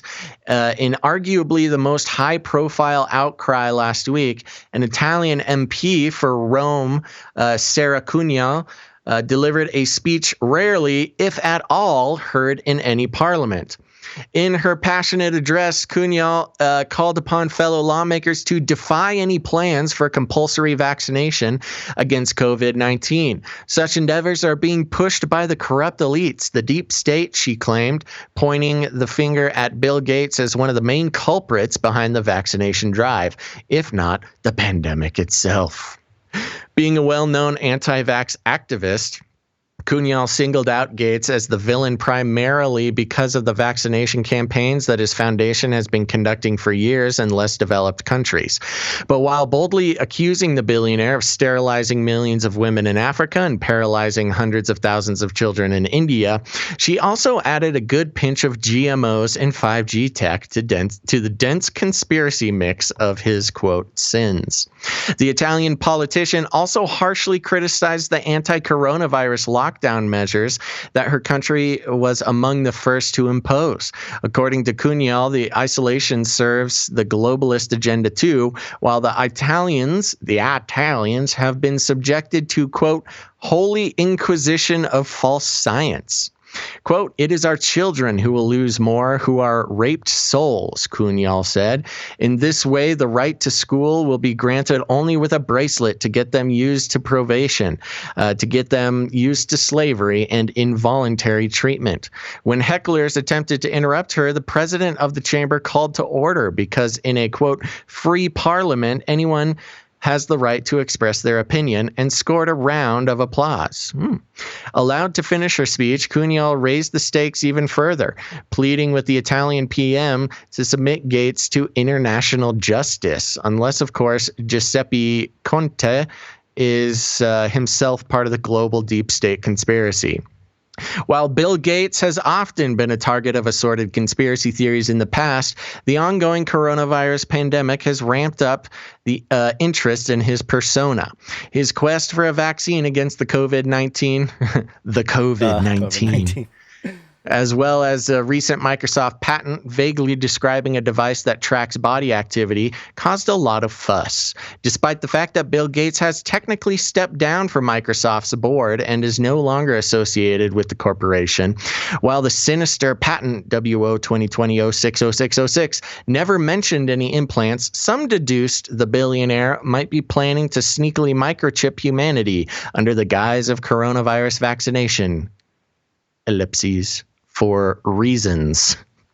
While Cunha's tirade against might sound unprecedented, it's not particularly shocking coming from a fierce anti-vax activist who was expelled from the Five Star Movement Party last year over her dissenting views. She also wouldn't be the first high-profile figure to scapegoat Gates. Got to bring the Russians in here. Oscar-winning director Nikita Mikhalkov made headlines earlier this month after he, just like Cunha, sounded the alarm on national TV about an alleged plot to decimate and control the population of the planet. So this was interesting. First of all, very interesting that, as much as people in the U.S., if a politician mentions anything about anything, they're immediately, sort of labeled as a conspiracy theorist and shunned by many. We actually have an Italian politician standing up in Parliament and calling for Bill Gates to be classified as an international terrorist, basically, which is just a fun thing. It's Italy, they're wild over there, man. Yeah. But RT, usually considered the sort of wacky conspiracy theorist outlet, a few slams on conspiracy theories and anti-vaxxers and things like that. Right here in the article, Gons, you're true. They're kind of making kind of turning things around, huh? Well, yeah, there was a couple quotes that you skipped over, and I don't think they were usually they repeat quotes in the bold text, but these were actually quotes from the lady there. For decades, Gates has been working on depopulation policy and dictatorial control plans on global politics, aiming to obtain the primacy on agriculture, technology, and energy. And then later, the real goal of all of this is total control, absolute domination of human beings, transformed into guinea pigs and slaves, violating sovereignty and free will. And then one more. Next time you receive a phone call from the philanthropist Bill Gates, forward it directly to the International Criminal Court for Crimes Against Humanity. So that's all the virtue signaling going on from this lady in Parliament. Yeah, that is weird that RT normally is on the side of I don't know, I guess the truther side of the conversation. They lean truthy. They're sort of truthers. They lean bit. Truthy. I like that. I mean, back when we first started Canary Cry Radio, RT was wild. I mean, they were the ones who are all in on truther stuff. But now it's kind of weird to have them slamming the truther people. Yeah, especially in this regard, because you cannot say anything bad about Bill Gates.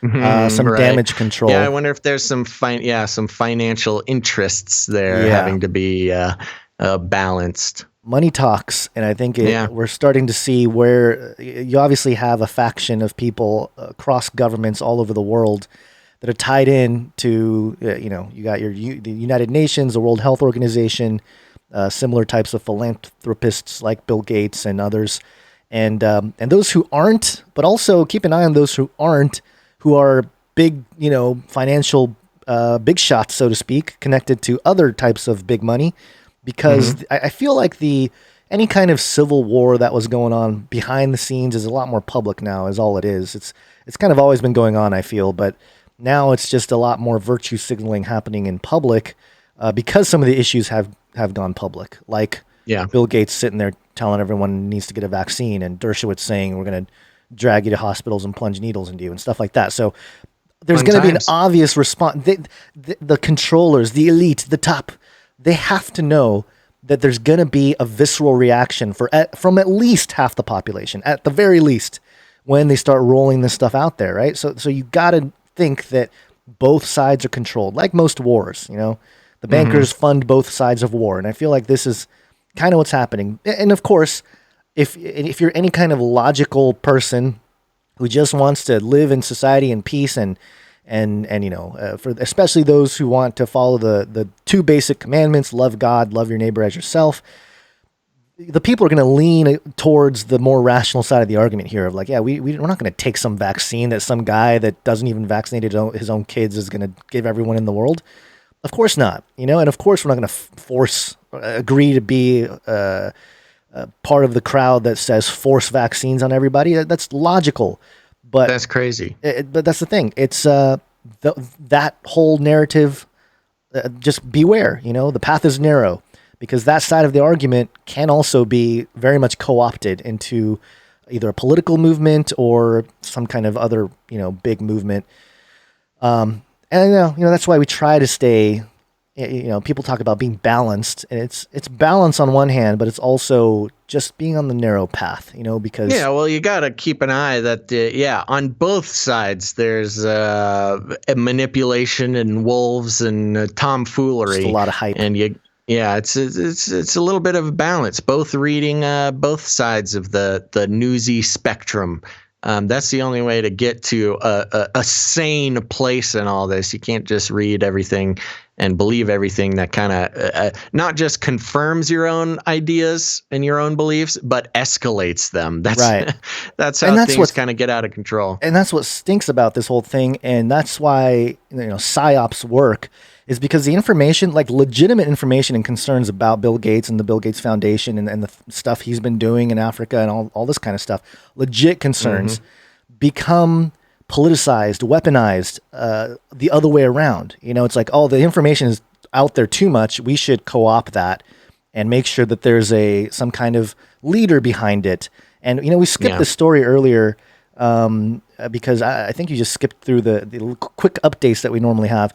But Elon Musk tweeted out this thing, I think it was yesterday, as of this recording, take the red pill. Elon Musk, take the red pill in a tweet.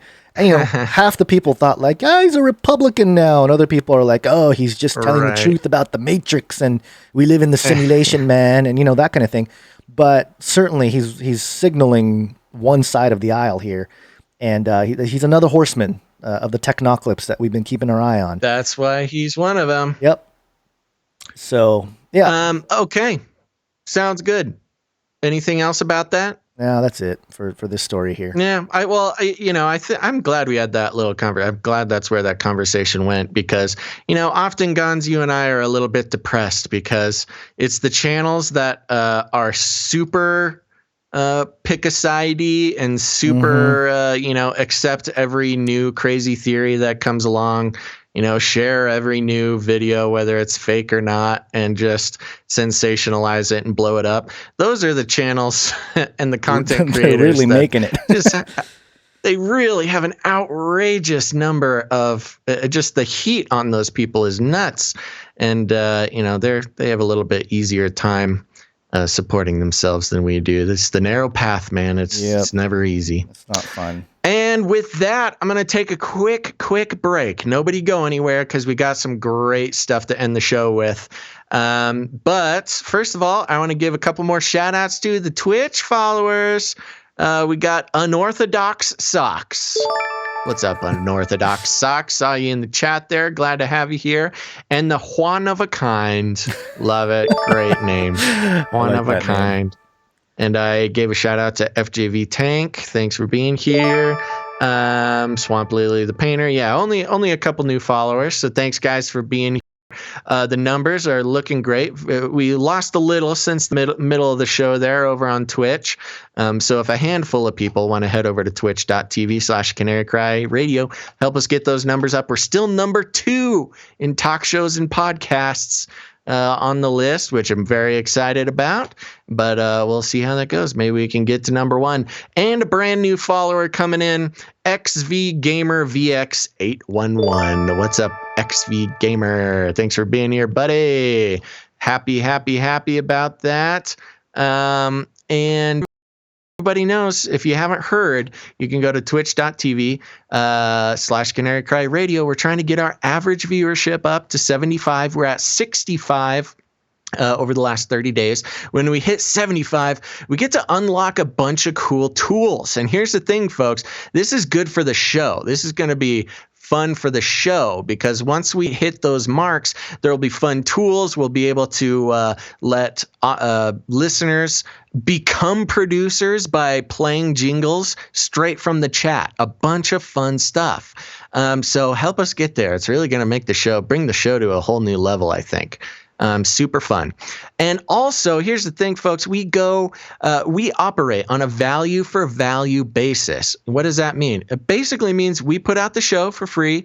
And if you get value out of it, you get the opportunity to put some value back into the show. And that looks many different ways. But one of the ways is we so graciously get some financial help from some of our listeners, especially over at patreon.com/CCNT for Canary Cry News Talk, patreon.com/CCNT. And I got a couple new pledges, Gons. All right. Are you ready? Yep. Okay. Since last show, we got a brand new pledge. First from Cynthia F. Thank you, Cynthia F. And we got another pledge by EJ Baker. Thank you very much, EJ Baker. So those are our 2 new patrons. Thank you guys so much. And here's the thing: if you want to support the show, here's the thing: if you've listened to 1 episode or 10 episodes or 100 episodes, it's simply, what is it worth to you? What is the show worth to you on a weekly basis, on a monthly basis? What is every show worth to you? If it's worth nothing, then whatever, don't support. But if it's worth something, consider helping us out. You can go to patreon.com/CCNT, like I said, or a lot of people don't like Patreon. That's totally cool. We have our website at canarycryradio.com/support. canarycryradio.com/support. That's right. So you can head over to canarycryradio.com/support. And we got PayPal, we got cryptocurrency, we got one-time donations, all sorts of fun ways to support the show over there. And we want to thank those people as well. Yes, and thank you for the people that have been supporting us through PayPal. There's many of you who have been doing it for a very long time on the subscription, just the monthly amount. You can pick your amount here and support us monthly that way. And I want to give a few shout outs for people that have been supporting us on the PayPals there. Let me get it up here. Oops. Yes, you'll receive a gong with the name. Benjamin, thank you, Benjamin, for the one-time support. Jackie is a new recurring supporter, so thank you, Jackie. Ooh, thanks, Jackie. Also, I don't think I'm going to be able to hit everybody here, but Ingrid, thank you, Ingrid, for a very, very generous support donation, one-time gift through PayPal. Lynn, also a new recurring supporter. Thank you, Lynn. And let's see, who else do I have highlighted here? There's a few people here that are longtime supporters, and we're going to figure out a good way to shout out those people who have been supporting for a long time, and those things are coming. Leslie, one of the top recurring supporters. Thank you, Leslie. And one more, Alice. Thank you, Alice, for your support. And Kyle, Sarah, I'll give you guys a gong as well. Thank you for your ongoing support. And since we're here, I just want to mention that again, as Basil stated, we do have we do accept cryptocurrency, and you can go to canarycryradio.com/crypto to learn some stuff about decentralization and decentralized web. And you can check out. Actually, we should probably embed the interview we just had with Brad Cam from Unstoppable Domains. You want to drop a link to that or something? You mean embed it on the crypto page? Yeah, I'll do it in the crypto page here. But also on the page, both the support page and the crypto page, we have our QR code / public addresses, public keys to our Bitcoin and Litecoin, Ethereum, a few others. And I want to give a thank you to Tristan. Thank you, Tristan, because Tristan was one of the first people to give us Bitcoin, Ethereum, and Litecoin in support of the show. So thank you. We received those. It's all confirmed on the blockchain. And nice. And also just a quick super chat from The Narrow Path. So thank you, The Narrow Path. That's right. Now, Gons, get ready with that P.O. Box info, because we had some people asking about it here in the chat. Okay. And What in the Hillbilly Heck is asking about what's our PayPal info. If you want to do something by PayPal, you can go to canarycryradio.com/support. Right there, embedded, is all our PayPal stuff. You just choose the options and get into PayPal. If you want to do it the old-fashioned way, our PayPal stuff is canarycryradio@gmail.com. Is that right, Gons? Yeah, that's it. That's correct. So if you would just want to send something on PayPal, it's canarycryradio@gmail.com. Thank you very much. Right. And then, the P.O. Box, occasionally people will send us checks. It's fun. Yeah. You want to put that P.O. Box out there? Yeah, hold on. We have to figure out a couple things with that. But in the meantime, there is a little thing on the FaceLikeTheSun.net page. Let me try to pull it up here and make it a little bigger so you can see it. Okay. And there's a snail mail information for snail mail that I can't. Yeah, I gotta get the snail mail, buddy. And here it is. That for people watching the video, you can go to, well, you can send letters to, right now, I mean, if you're going to write a check, I don't know, Basil, which one did you want to do? Because there's a few ways you can do this. Canary Cry Radio. Just put Canary Cry Radio on it and send it to that address, and you'll be all good. The address is P.O. Box 7383, Laguna Niguel, California, 92607. And again, we'll leave all the links in the description so you guys can come look at that, and you guys can look at the transhuman snail here that I have on the screen as well. Okay. Yeah. Wow. A bunch of people jumping off of the they don't like it. They don't like us talking about money. Mostly the Twitch people jumping off. That's crazy. Okay. We lost like 30 Twitch viewers. I'm sorry. We got to support ourselves, man. This is all we got. Yeah, and we got kids to feed, folks. I know. More coming. So there we go. We just lost a bunch of Twitch viewers. So we need a bunch of you to jump back over to Twitch, twitch.tv/Canary Cry Radio. There you go. All right.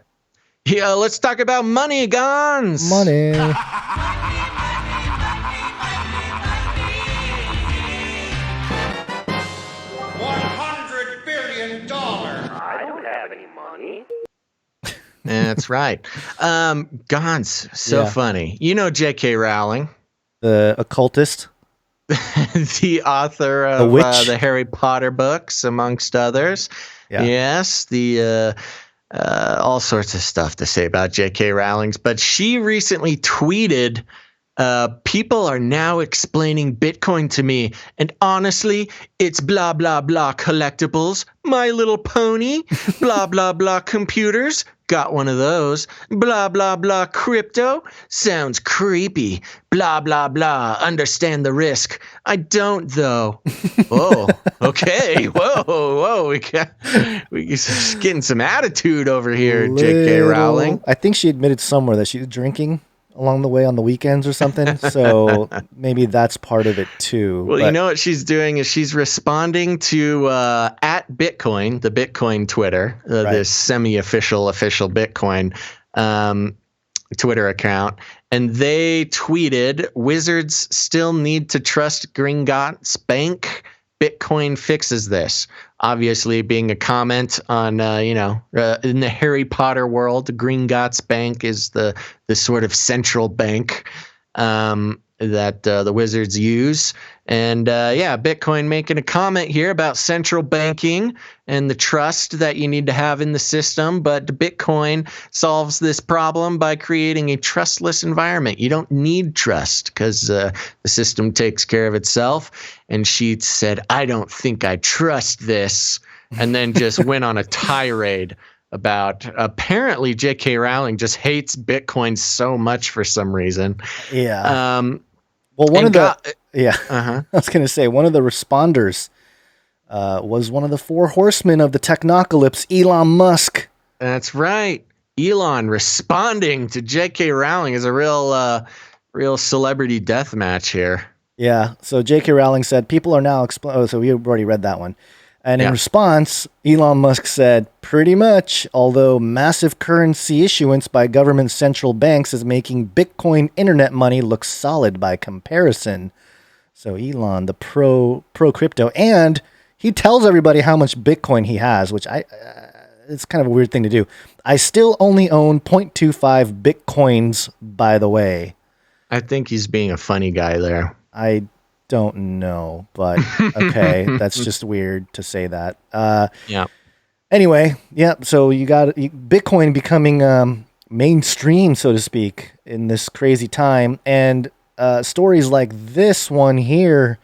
This is the Fed chairman Jerome Powell talking about the printing press, and I wanted to play this 30-second clip for everybody. Simply flooded the system with money. Yes, we did. That's another way to think about it. We did. Where does it come from? Do you just print it? We print it digitally.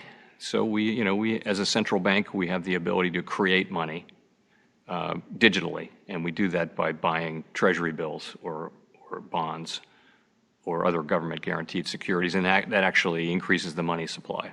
We also print actual currency, and we distribute that through the Federal Reserve banks. So Just pretty much admitting we have the ability to create money. And I mean, they used to be that they're a little bit more subtle about this whole thing of printing money just out of thin air. But now they're just kind of like, well, we have this ability to do so, and we buy the bonds, and basically they're borrowing against the future, our children, and flooding the market with dollars, which is very troubling if you're, if you just think about it logically. Supply and demand. If you have a massive amount of supply, each unit of account goes down in value. But of course, that's where the modern monetary theory comes in, where the government says $1 is $1, so everyone agrees that $1 is $1. And but you can just hear him when he's handling that question. You can tell that he's uncomfortable having to say it out loud. Oh, yeah. Of course. He knows it's not cool to say, and nobody will really understand it, and also B, nobody likes it, and C, it's not great to do. I mean, you could just tell he's so nervous to have to mention that they digitally print money. Which is interesting, again, because of the fact that there is this thing happening where people are realizing it, and they're seeing Bitcoin, or they're learning about Bitcoin as an alternative, as a real digital asset, and actually being able to store value. And we won't go through the story here, but there's a Forbes.com article. The U.S. just destroyed a potential dollar revival. Is Bitcoin next?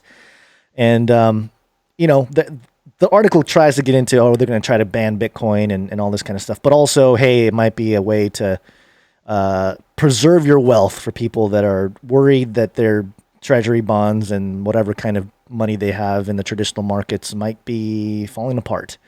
And, that's not really the most disturbing story we have. Of course, this is stuff we've known for a long time about the finicky nature of money, or at least dollars, fiat money. That's right. It's all about blockchain, baby. Blockchain. And yes, this one, I'm going to let you have this one, but and I'll there's some interesting art to go along with the disturbing story here. Go ahead. Yeah, don't worry. We'll get you in there. Now, here's the thing, folks. We were talking about back during the first coronavirus relief bill, of which now there's another bigger, better, stronger, faster one coming out. But the first one, they were toying with the idea of the digital dollar. And we're here to help. Gons and I are here to help you understand blockchain, here to help you understand cryptocurrency, not just what it means for you now, but what it might mean for you in the future. And a digital dollar, a cryptocurrency dollar for the government is a dream come true. However, they don't quite know what they're doing. But here's the thing, Forbes.com. So this is the Forbes.com. The Forbes. This is headline, not some crazy outlet. That's right. This is this is a mainstream outlet. Here we go. Visa applies for digital dollar blockchain patent. Dun, dun, dun. Yeah. So those who know Visa, Visa. The Visa. The Visa. Yeah. Here we go. The U.S. Patent and Trademark Office published today that Visa has filed a patent application to create digital currency on a centralized computer using blockchain technology. Centralized. Yeah, what? Centralized computer using blockchain technology. Some of you are chuckling out there because that's a blatant, what's the word? When there's a word for when things are opposed to each other on their face. Contradiction? I don't know. Contradiction. There you go. This patent applies to digital dollars as well as other central bank digital currencies such as pounds, yen, and euros. And so the physical currency of a central bank anywhere in the world could be digitized. Described as digital fiat currency, the patent was initially filed by Visa on November 8th, 2019, with the USPTO commenting today, quote, "It takes quite a while to publish the filing of a patent." Visa's patent is described as a central entity computer that receives requests that include the serial number and denomination of a physical currency. The creation of digital currency and the removal of the physical currency from circulation in a fiat currency system is recorded on a blockchain. Quote, Visa. I was going to try to I was about to hit the blockchain jingle when you said that. but instead I almost hit the melting babies clip, but I'm glad I didn't hit either. Okay, go on. Sorry. Same thing in this case. The article continues, quote, Visa has a vast global team of inventors and innovators working on cutting-edge payment technologies. Each year, we seek patents for hundreds of new ideas, says Visa spokesperson, quote, while not all patents will result in new products or features, Visa respects intellectual property, and we are actively working to protect our ecosystem, our innovations, and the Visa brand. J. Christopher Giancarlo, senior counsel at Wilkie Farr and Gallagher and former chairman of the U.S. Commodity Futures Trading Commission, commented on Visa's patent filed with the USPTO, quote, this confirms when the U.S. does big things like the space program and the internet, there are partnerships between the private and the public sector. This patent filing is evidence. The private sector is very much at work on the future of money. Giancarlo has been very active at the virtual Consensus Distributed conference this week, hosted by CoinDesk. Congress considered the idea of a digital dollar when debating the CARES Act, the third COVID-19 relief package. Although the digital dollar was not included in the final legislation, separate bills have been introduced in both the House and the Senate that looks to legally create a digital dollar at the Federal Reserve and also a digital dollar wallet at the U.S. Treasury. The digital dollar was suggested to provide economic stimulus benefits and possibly universal basic income to Americans. The full abstract of the patent filed by Visa is described as, quote, techniques are disclosed which include receiving by a central entity computer a request for digital currency. The request includes a serial number and a denomination of a physical currency. The central entity computer generates the digital currency for the denomination and linked to the serial number. Visa's patent goes on to state, quote, the generating includes recording the digital currency on a blockchain. The central entity computer transmits a notification of the generation of the digital currency and my cat does not like this voice that I'm doing. The central entity computer causes removal of the physical currency from circulation in a fiat currency system. An image of the patent filing is listed below. But there's the key right there. The central entity computer causes removal of the physical currency from circulation in a fiat currency system. So what you have here is they have patented a way to accomplish what governments want to do right now, which is a cashless society, yet they are a private company, obviously Visa being, the biggest money transaction system in the world. But it's all about taking the physical currency out of circulation in that fiat currency system. Now, they're doing a really good job to express that this is specifically fiat digital currency. They're not calling this a cryptocurrency, which is good because they're talking about a centralized computer, which inherently goes against sort of the philosophy of of cryptocurrency and blockchain. But they're using a blockchain for some reason, which in a centralized system is not. It doesn't mean anything special. It doesn't add anything to the system. Yeah, it's just a better or a more immutable ledger, basically. It's not really. But if you're Visa, I mean, there's no reason for it in there's no this reason. case. Yeah, in this case. There's and people who know a lot, if you're well versed in blockchain, this immediately jumped out as pointless buzzwording. Yeah. But the article goes on. The patent lists the application as the Visa International Service Association, which happens to acronym out Visa. to Visa. In San Francisco, California, notes the inventors as Simon J. Hurry and Alexander Pierre. Hurry up. Maybe some interesting fellows. Hurry. Yeah. Get it done. The patent further describes the workings of a digital wallet and a blockchain. The digital wallet includes a public and private key pair, while the blockchain is described as including a plurality of blocks, blah, blah, blah. They just kind of describe a blockchain. Yep. Scrolling here, seeing if there's anything important. It kind of just gets into some random technical stuff that doesn't make for very good radio, but I recommend if you're a blockchain person, come check out this article.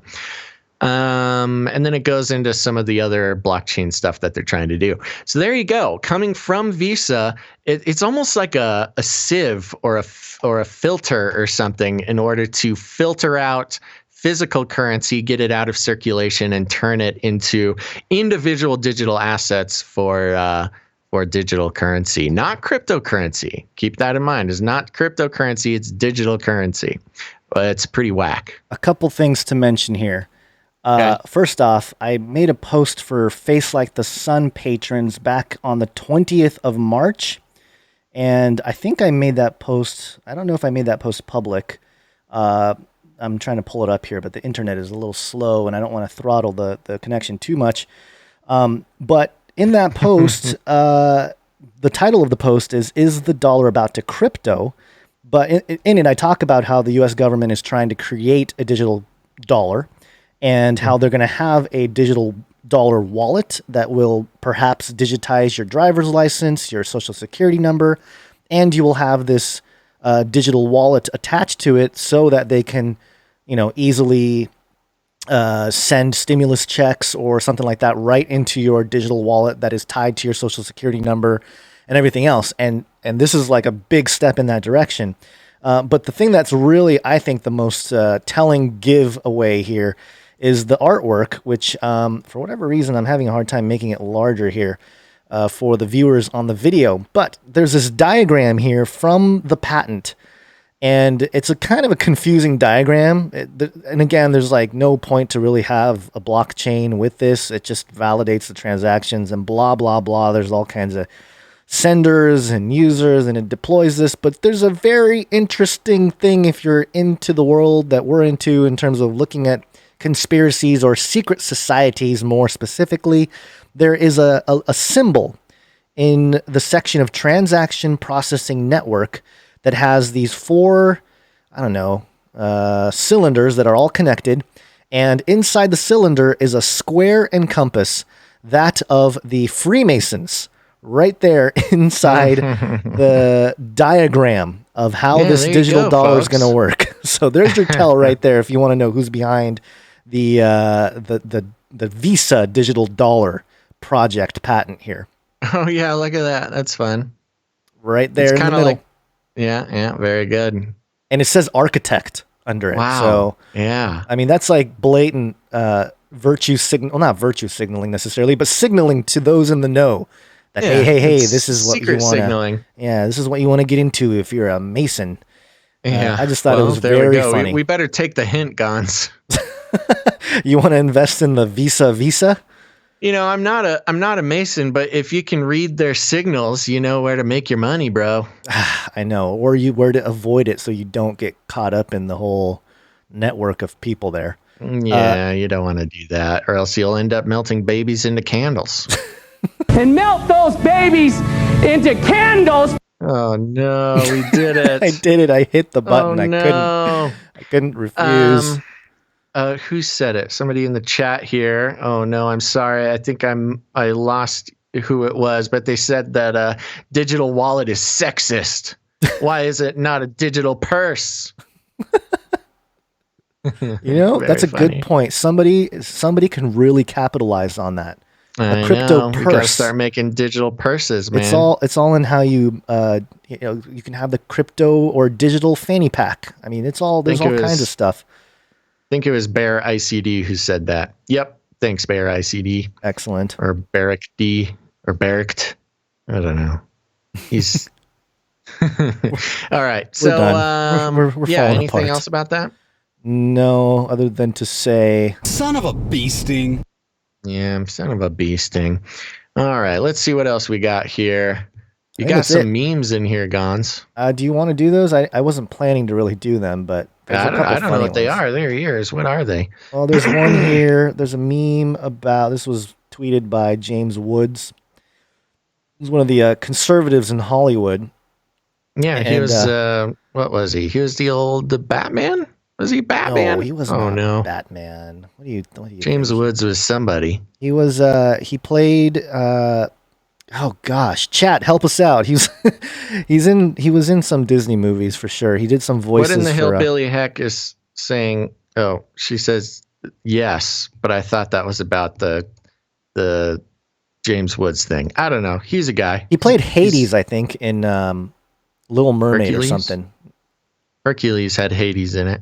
Oh, maybe he shows up there too. Anyway, he posts this I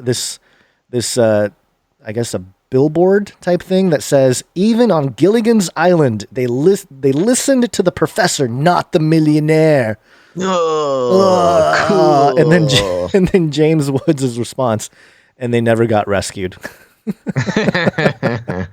Hashtag liberal logic. But yeah, I thought that was pretty funny. Yeah, funny. There's another James Woods one. Do you want to describe this next one here? The socialism versus capitalism. Yeah. No, I want to hear you describe it. Oh. Okay. So, for those who don't understand, free market capitalism. All these memes, they're all just like my grandpa's capitalist memes. Cons. That's why I said we shouldn't do them. That's why I didn't plan on doing them. You know how it goes. I put in all this stuff in the document, and we cut out like half of it because it's just me putting nonsense in there. Okay, so there's a man standing on a board on the side of a cliff, and and it says capitalism above him. And there's another man standing on the other side of the board, presumably off the cliff there, but he's standing on the board, so he's on being something. held up. He's being held up, and he's pointing a gun at the guy with the capitalist label, and he is labeled. The man with the gun is labeled socialism. Yeah. And so this has been another example of how great it is to explain memes on a podcast. This one's good. It's socialism, and it's a picture of red Chinese soldiers executing people. And then the next panel is democratic socialism, and it's the same picture, but it's just got a bunch of clip art of smiley faces and balloons and colors. Very fun.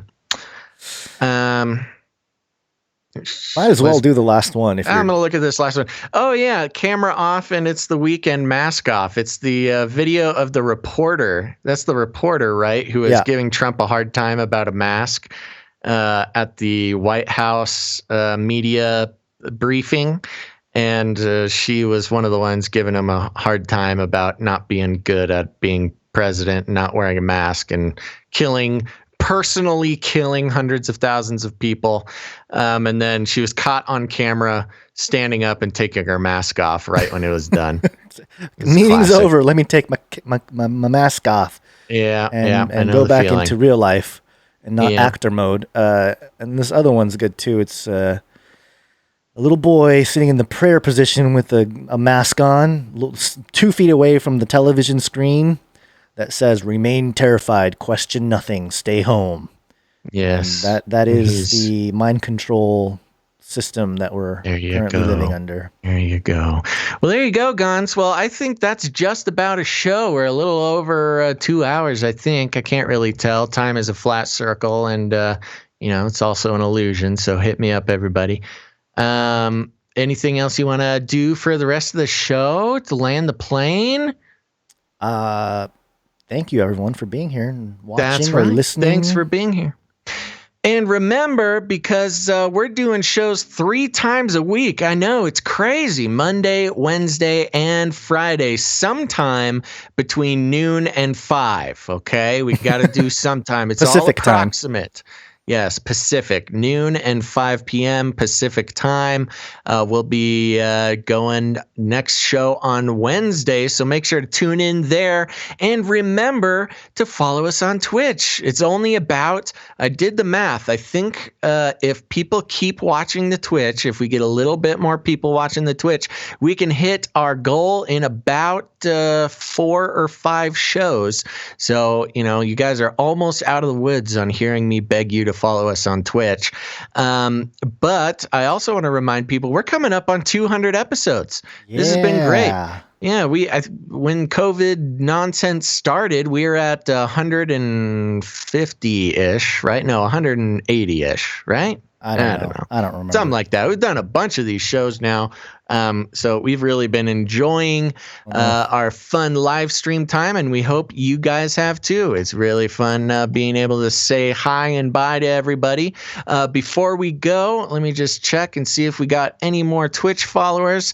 If you are if you're brand new watching first time on Twitch, pop it into the chat there so I can give you a shout out. I'm not seeing any new followers since our last break, but I'll keep an eye on the chat there. So thank you, everybody, for following us on Twitch and watching live no matter where you are, on YouTube, on Facebook, on D Live especially. We got the real freedom types over on D Live, so glad you guys are there as well. And remember that we are a value for value system. Usually when shows get going as much as we are, they turn to advertising to support themselves. But here's the problem. Advertising treats you, the listener, like a product that we would sell to a corporation.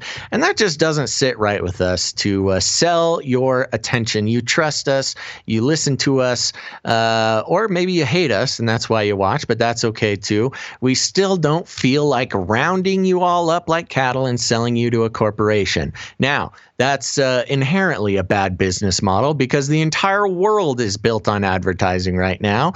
So we ascribe to the value for value model, which means if you get any value from this show whatsoever, you have the opportunity to give that value back into the show and keep it going. It's really, it's kind of a, Adam Curry over on the No Agenda podcast was describing it as, it's like a tribe.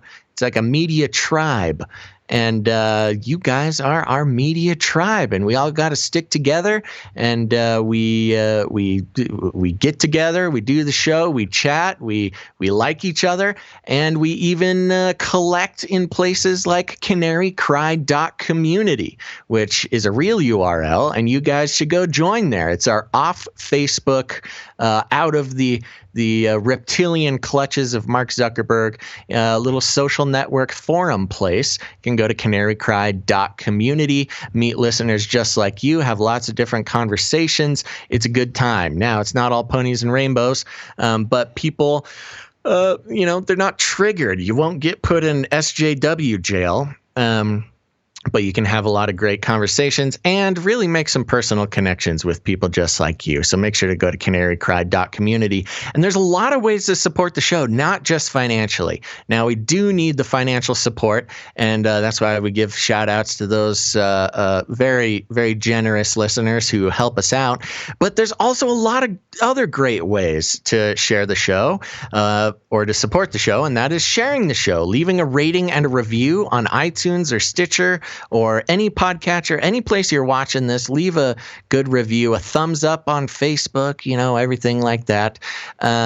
And that really helps spread the show. That's a great way to do it. Another great way to do it is to just take an episode or a link and send it to one of your friends or family, because we got to keep spreading the word, and that's the best way to do it. So if you want to support the show, those are a couple of great ways to do it, as well as following us on any of our social media stuff. So thank you so much for those of you who do that. And if you do have a story of you sharing an episode with a friend or a family member and they start listening, let us know. We got to tell more stories like that, because it's encouraging when people email us at canarycryradio.com and let us know about how they're waking people up all around the world. So make sure to do that. What am I forgetting, Gonzo? I just wanted to mention Philippians 4:4 to wrap up the show, because it really does summarize what we're doing here. And Philippians 4:4 says, "Rejoice in the Lord always." And again, I say rejoice.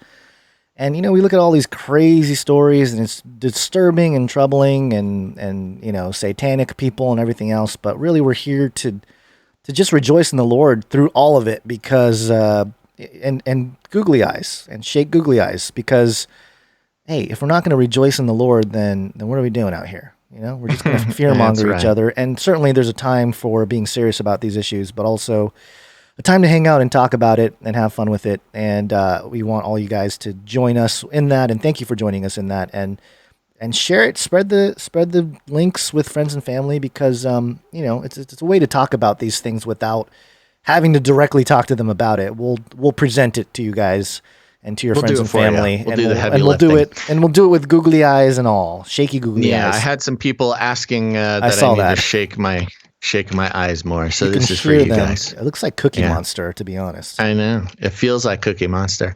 So there you go, folks. Okay, here's the thing, though. Y'all got family and you got friends out there who are still getting their news from the mainstream or, God forbid, their Facebook wall.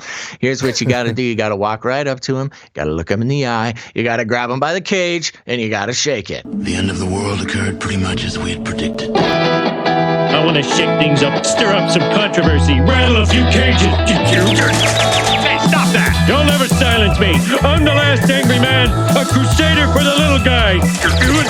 Leave the bird alone. Never. Rattle a few cages. Rattle a few cages. The human race will have every opportunity to improve. And if they don't? Ask Noah.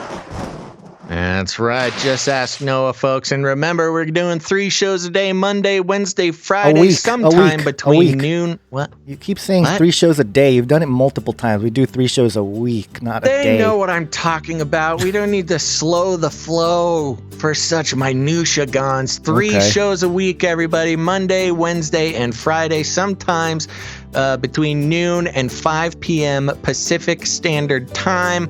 Make sure you click the little bell, or you are following us so you can get notifications when we're going live. We usually put out a notifications like a half hour beforehand. Follow us on Twitter or Facebook to get any of that, and that's a great way to do it. So make sure to tune in on Wednesday, folks. But until then, all together now, think outside the cage.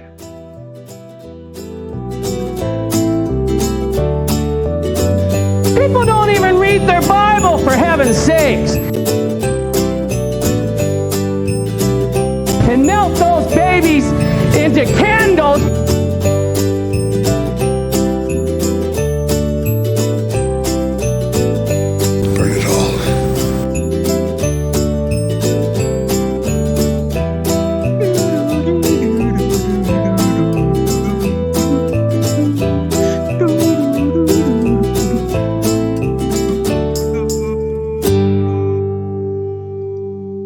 Shake things up, shake things up. I want to shake things up, shake things up. Leave